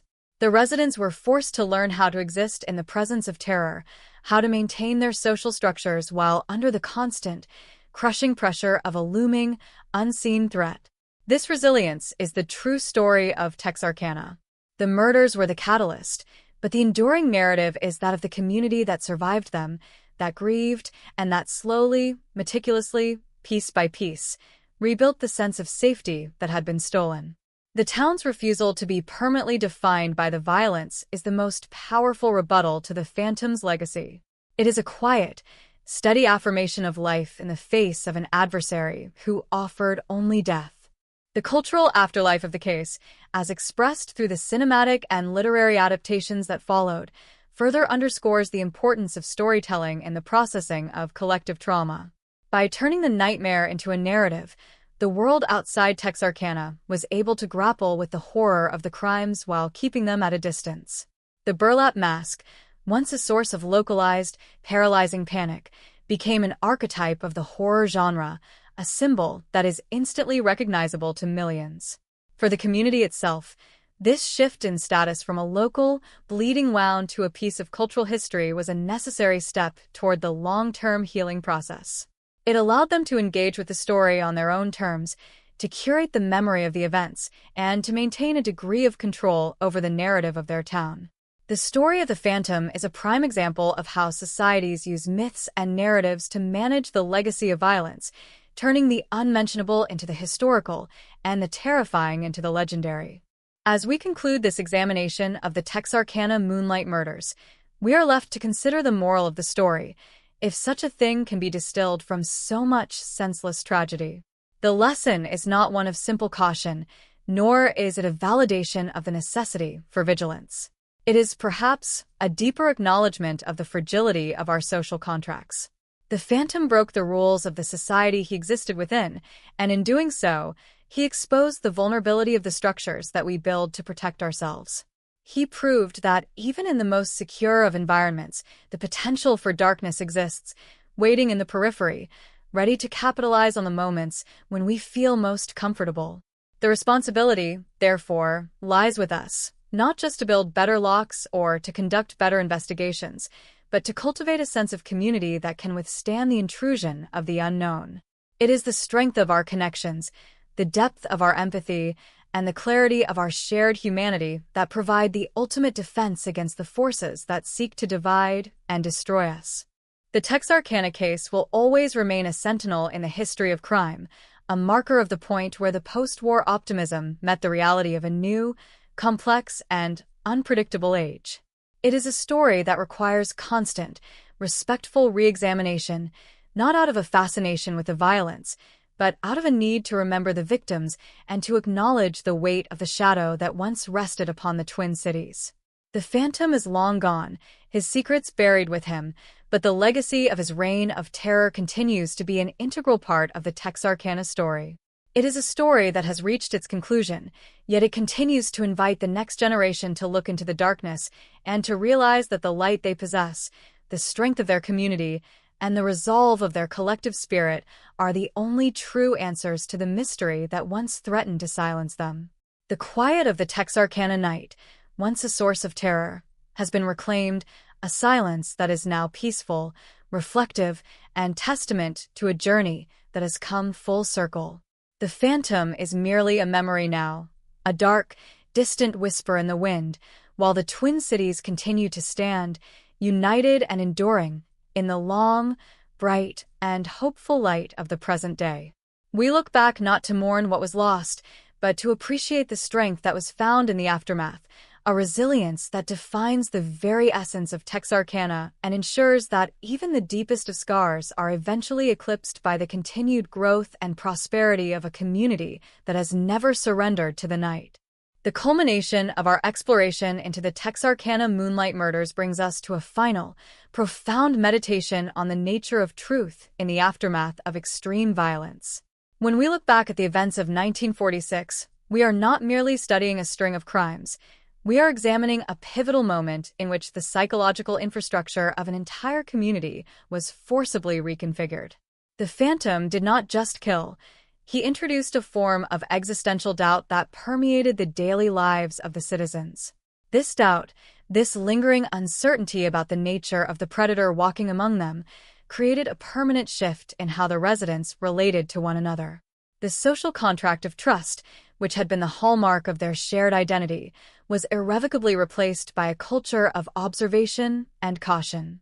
In the final analysis, the most enduring impact of the Phantom was not the physical destruction he wrought, but the psychological legacy he left behind, a community that learned to live with the silent, spectral memory of a nightmare that was never truly resolved by the machinery of justice. The failure of the legal system to secure a conviction for the murders, despite the persistent suspicions surrounding Yowl Swinney, serves as a central theme in our understanding of this tragedy. It highlights the vast, sometimes unbridgeable chasm between the subjective experience of the victims' families and the objective requirements of the courtroom. The law demands a specific, logical progression of evidence that often cannot be satisfied in cases where the predator is as elusive and calculated as the Phantom. When the authorities failed to provide the definitive, irrefutable link that would have allowed for a murder conviction, they left the community in a state of suspended animation. The closure they sought was replaced by a hollow substitute, the life imprisonment of a suspected individual for lesser crimes, which only served to keep the mystery alive.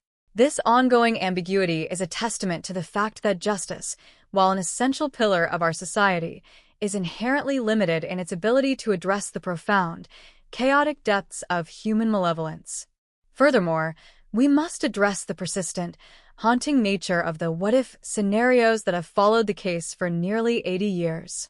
What if the forensic capabilities of today had been available in 1946?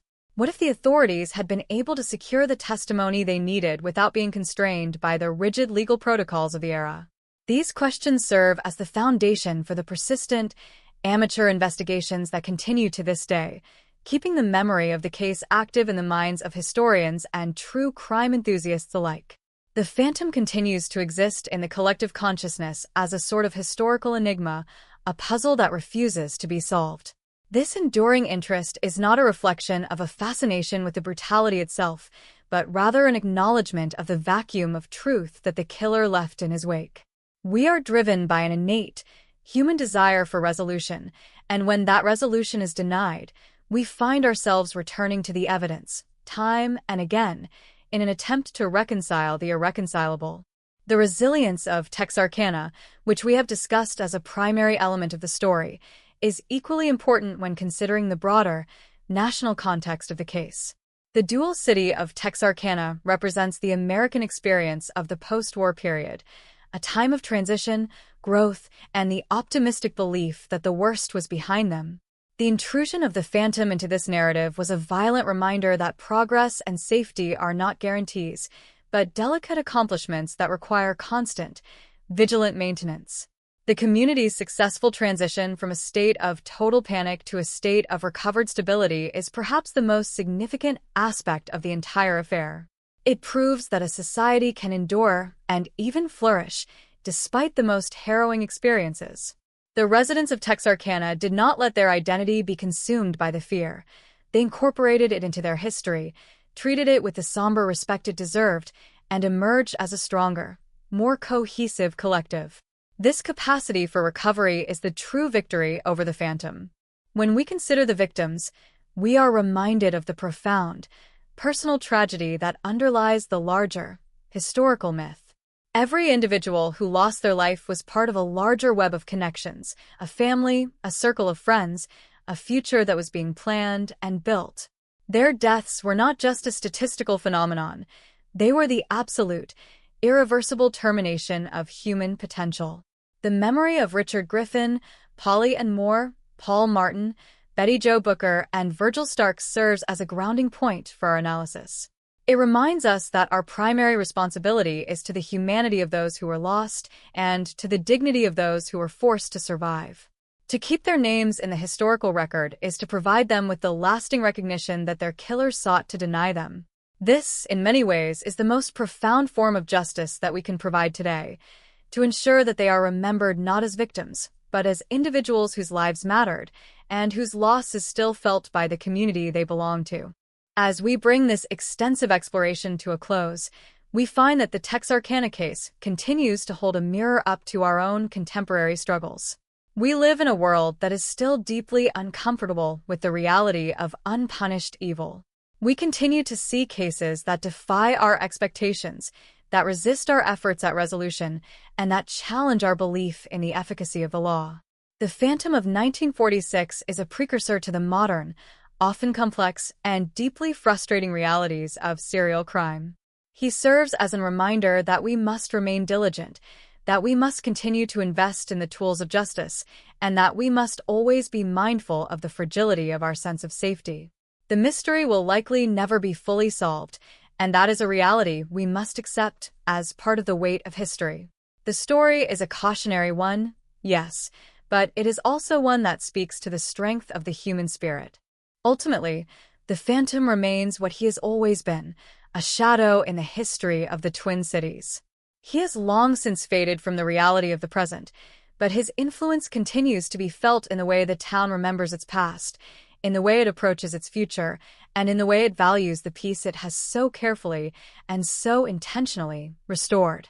We are left with the silence of the woods where the murders occurred, a silence that has been reclaimed by the passage of time and the growth of the community around it.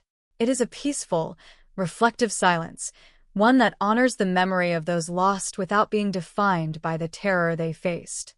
The Phantom has been relegated to the annals of history, a ghost that no longer holds power over the living, and Texarkana stands as a testament to the resilience of a community that has emerged from the darkness of its most challenging hour into a brighter, more hopeful, and deeply enduring light. Our investigation of these events has brought us to a profound understanding of what it means to face the impossible, to endure the unimaginable, and to find the strength to move forward, carry our history, and never lose sight of the common humanity that binds us all together, ensuring that we remain vigilant, compassionate, and united against the shadows that occasionally emerge to test the limits of our collective resolve. The concluding chapter of our journey into the dark heart of the Texarkana Moonlight Murders is a testament to the enduring weight of history and the relentless pursuit of human understanding in the face of absolute, unmitigated evil. As we stand at this final juncture, we must synthesize the disparate threads of terror, resilience, mystery, and eventual historical reclamation that have defined the last 80 years of the Twin Cities experience. The Phantom, that spectral figure in the burlap mask, has transformed from a visceral threat into a symbolic cornerstone of local identity, a permanent reminder of a time when the world was momentarily tilted off its axis. By revisiting these events with the clarity that time provides, we have seen not only the brutality of the predator but the profound, unwavering dignity of the community that refused to be destroyed by him. The final lesson of this investigation is not found in the resolution of the mystery, for that remains permanently out of reach, but in the observation of how a society processes such a massive, traumatic rupture and chooses to move forward toward a future that is shaped by its memory rather than enslaved by it. In reflecting upon the sequence of the attacks, from the first encounter on the Lover's Lane to the final invasion of the Starks' home, we see a clear, albeit horrifying, evolution of predatory intent that pushed the boundaries of what the town believed was possible. The phantom began as a creature of the rural shadows, a ghost that operated in the liminal spaces between the known world and the wild, but he ended as an active, aggressive intruder who dismantled the very concept of the home as a sanctuary. This progression is what remains the most frightening aspect of the case, as it highlights the capacity for individuals to escalate their behavior to unprecedented levels of severity without any discernible provocation or motive. The Texarkana case remains a critical study for those who seek to understand the mechanics of serial violence, providing a foundational example of how a singular, unidentified threat can catalyze a state of total, existential panic. The realization that such an entity operated within their borders for 10 weeks, moving freely through the night, continues to challenge our understanding of security and the efficacy of the law in the face of such calculated, unpredictable harm. The legal limitations that prevented a definitive judgment of Yowl Swinney remain one of the most painful aspects of the story, yet they also provide a necessary, sobering insight into the architecture of our justice system. The law is not a blunt instrument designed to satisfy our desire for moral closure. It is a complex, delicate framework designed to protect the integrity of the state and the rights of the individual, even when that individual is suspected of the most heinous of acts. The inability of the prosecution to meet the burden of proof required for a capital murder conviction is not necessarily a failure of justice, but rather a reflection of the systemic constraints that are built into our legal process to prevent abuse and ensure fairness. This understanding does not lessen the grief of the victims' families, nor does it resolve the public's feeling of betrayal, but it provides a context for the outcome that is both historically accurate and ethically necessary. The phantom's evasion of a formal verdict is perhaps the most accurate reflection of his nature. He was an entity that existed in the gaps between the certainties of life and the requirements of law, an elusive, shapeless force that resisted the attempts of the community to categorize and contain him. As we look toward the future, the legacy of the Texarkana Moonlight Murders should be seen as a pillar of the region's resilience. The town did not let the terror break its spirit. It adapted, it grew, and it eventually found a way to honor its past while refusing to let it dictate its present. This is the ultimate victory of the survivors and the citizens of the Twin Cities. By choosing to remember the victims as they were, vibrant, hopeful, and full of life, they have successfully stripped the phantom of his power to reduce them to mere subjects of his dark obsession. The memory of these young people has been reclaimed and sanctified by the community, serving as a reminder that the human capacity for growth and recovery is far greater than the capacity for destruction. The mystery of the phantom, while it will always remain a piece of the local folklore, has become a footnote in a much larger, more positive narrative of a community that has emerged from the darkness of its past into a present that is characterized by safety, prosperity, and a deep, abiding appreciation for the peace they have worked so hard to maintain. The role of storytelling in this process has been paramount, as we have observed through the lens of the various media adaptations that have helped the world engage with the Texarkana story. By externalizing the trauma, the town was able to put a face on their fear and, in doing so, begin to demystify it. The burlap mask, once an object of profound, visceral horror, has become a symbol that is recognized and understood, stripped of its ability to cause the same level of paralyzing dread that it once did. This is a critical development in the psychology of recovery. The ability to talk about, to dramatize, and to analyze a traumatic event is a fundamental part of the healing process. The story of the phantom will continue to be told, and that is a good thing, provided that it is done with the respect and the nuance that the tragedy deserves. We must continue to approach this history with a commitment to the truth, a dedication to the memory of the lives that were stolen, and an appreciation for the strength of the community that has had to carry the weight of this legacy for so long. In closing, we find that the Texarkana Moonlight Murders have left an indelible mark on the landscape of American crime, not because of a definitive solution, but because of the questions they continue to pose. The mystery of the phantom is a reminder of the fragility of our peace, the limitations of our laws, and the resilience of our collective spirit. It is a story that requires us to be mindful, to be vigilant, and to be supportive of one another, recognizing that the threats we face are not always visible and that the protection we seek is often something we must provide for one another. As we close the book on this extensive examination, we do so with a renewed sense of respect for the residents of Texarkana and a deep, abiding empathy for the victims whose lives were cut short by the hand of an unknown predator. Their story has become our story, a shared narrative of endurance and the unyielding, quiet power of a community that has chosen to define itself by the peace it has built rather than the violence it once suffered. The mystery of the phantom may remain, but the strength of the community he haunted is now the enduring reality of the Twin Cities, a light that continues to shine in the face of the encroaching shadows. The journey through the darkness of 1946 has been long, difficult, and fraught with the heavy realization of the potential for human cruelty.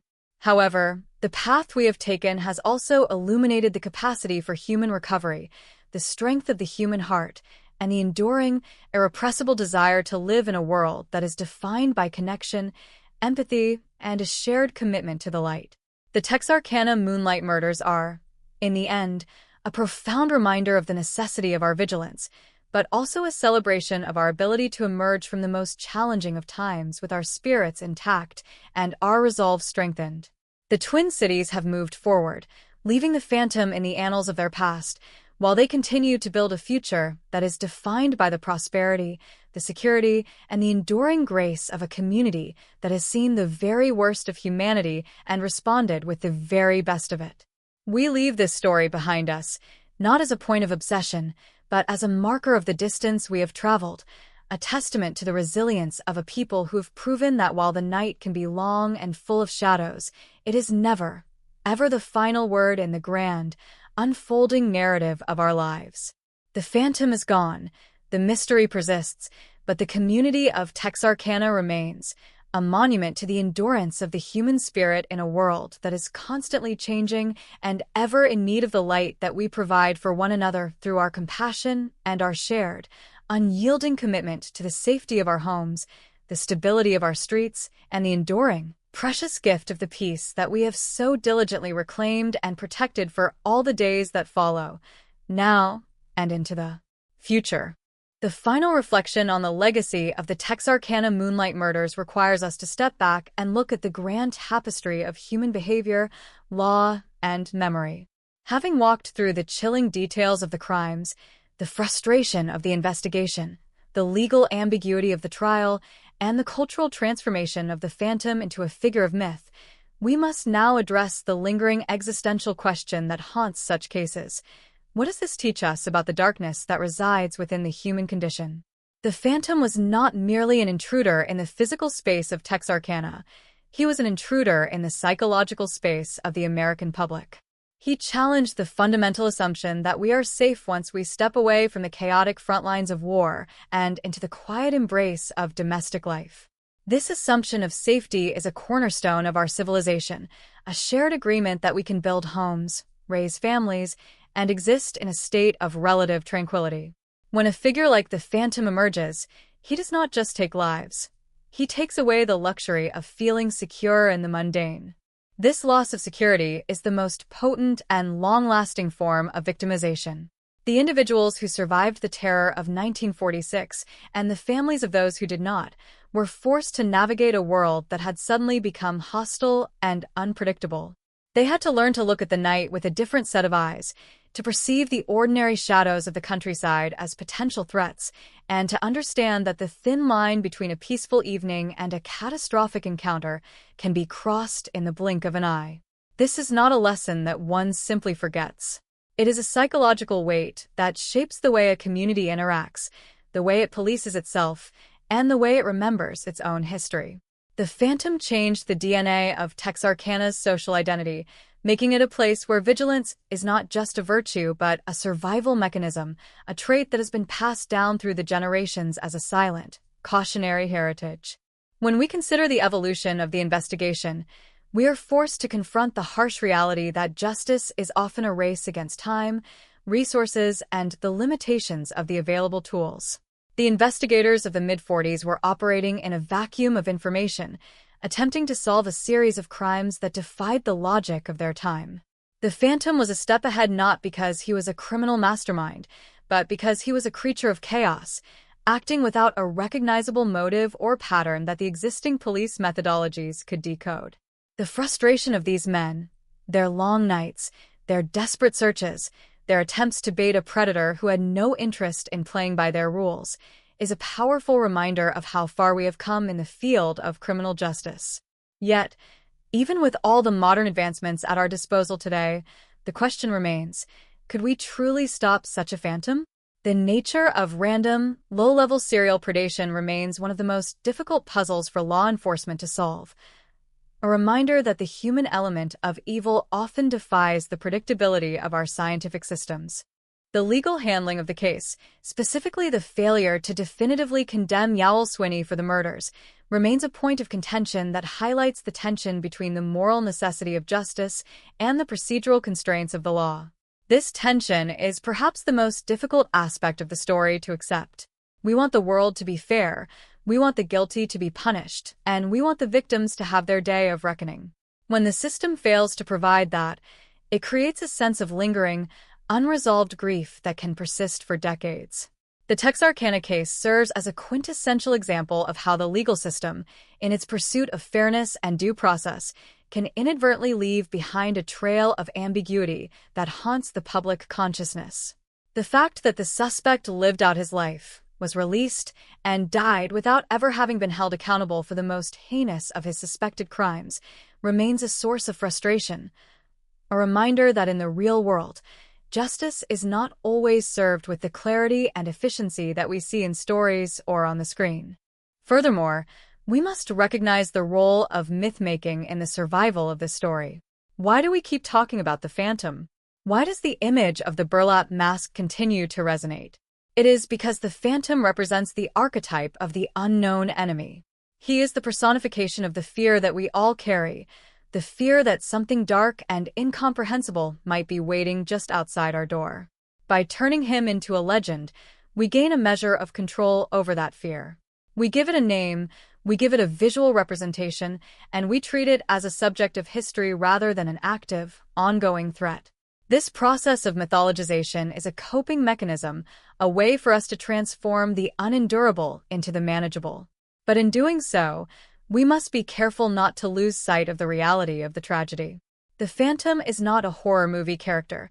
He was a human being who caused unfathomable pain and destruction, and the people he hurt were real individuals whose lives were forever altered. As we conclude this deep dive, we find ourselves returning to the people of Texarkana. The true strength of this story is not in the acts of the killer, but in the survival of the community. They have shown an incredible capacity to take a tragedy of such immense proportions and integrate it into their collective identity in a way that is respectful, reflective, and resilient. They have not allowed themselves to be defined by the terror of 1946. Instead, they have used it as a lens through which to value the peace they have since cultivated. The Twin Cities have moved forward, they have prospered, and they have maintained their character in spite of the dark chapter in their past. This is the ultimate, final word in the story of the Texarkana Phantom. He may have tried to silence the town, but he failed. He tried to tear it apart, but he only succeeded in bringing it closer together in a shared experience of loss and recovery. The mystery of the Phantom will always be a part of the Texarkana landscape, a silent presence that sits at the edge of the community's history. It is a reminder of the fragility of our peace and the importance of our connection to one another. It challenges us to remain watchful, but it also encourages us to remain open, compassionate, and hopeful. We do not need the answer to the mystery to understand the lesson. The lesson is that life is precious, that our communities are our primary source of strength, and that even in the face of the most inexplicable and devastating challenges, we possess the power to endure. The light of the Twin Cities has burned through the shadow of the Phantom, and that light, more than any historical detail, is what defines the legacy of this case for the present and for the future. In the final analysis, we are left with the silence of a history that has been lived, felt, and ultimately mastered. The Phantom is gone, and the mysteries he created have become the quiet background music of the Twin Cities journey. The residents continue to go about their lives, they continue to cherish the beauty of their region, and they continue to appreciate the safety and the freedom that they have worked so hard to maintain. The story ends not with a final bang, but with the steady, reassuring hum of a community that has survived its darkest hour and has found a way to thrive in the aftermath. We close this account with a sense of profound respect for all those who lived through the spring of 1946 and a hope that the lessons they learned in the fire of their struggle will continue to guide the community toward a future characterized by peace, unity, and a deep, abiding appreciation for the precious, fragile nature of our human existence. The phantom is merely a memory, but the strength of the community he haunted is an ongoing, vibrant reality that will continue to inspire for generations to come, standing as a final, absolute declaration that no matter how deep the darkness may fall, it is never, ever the end of our story.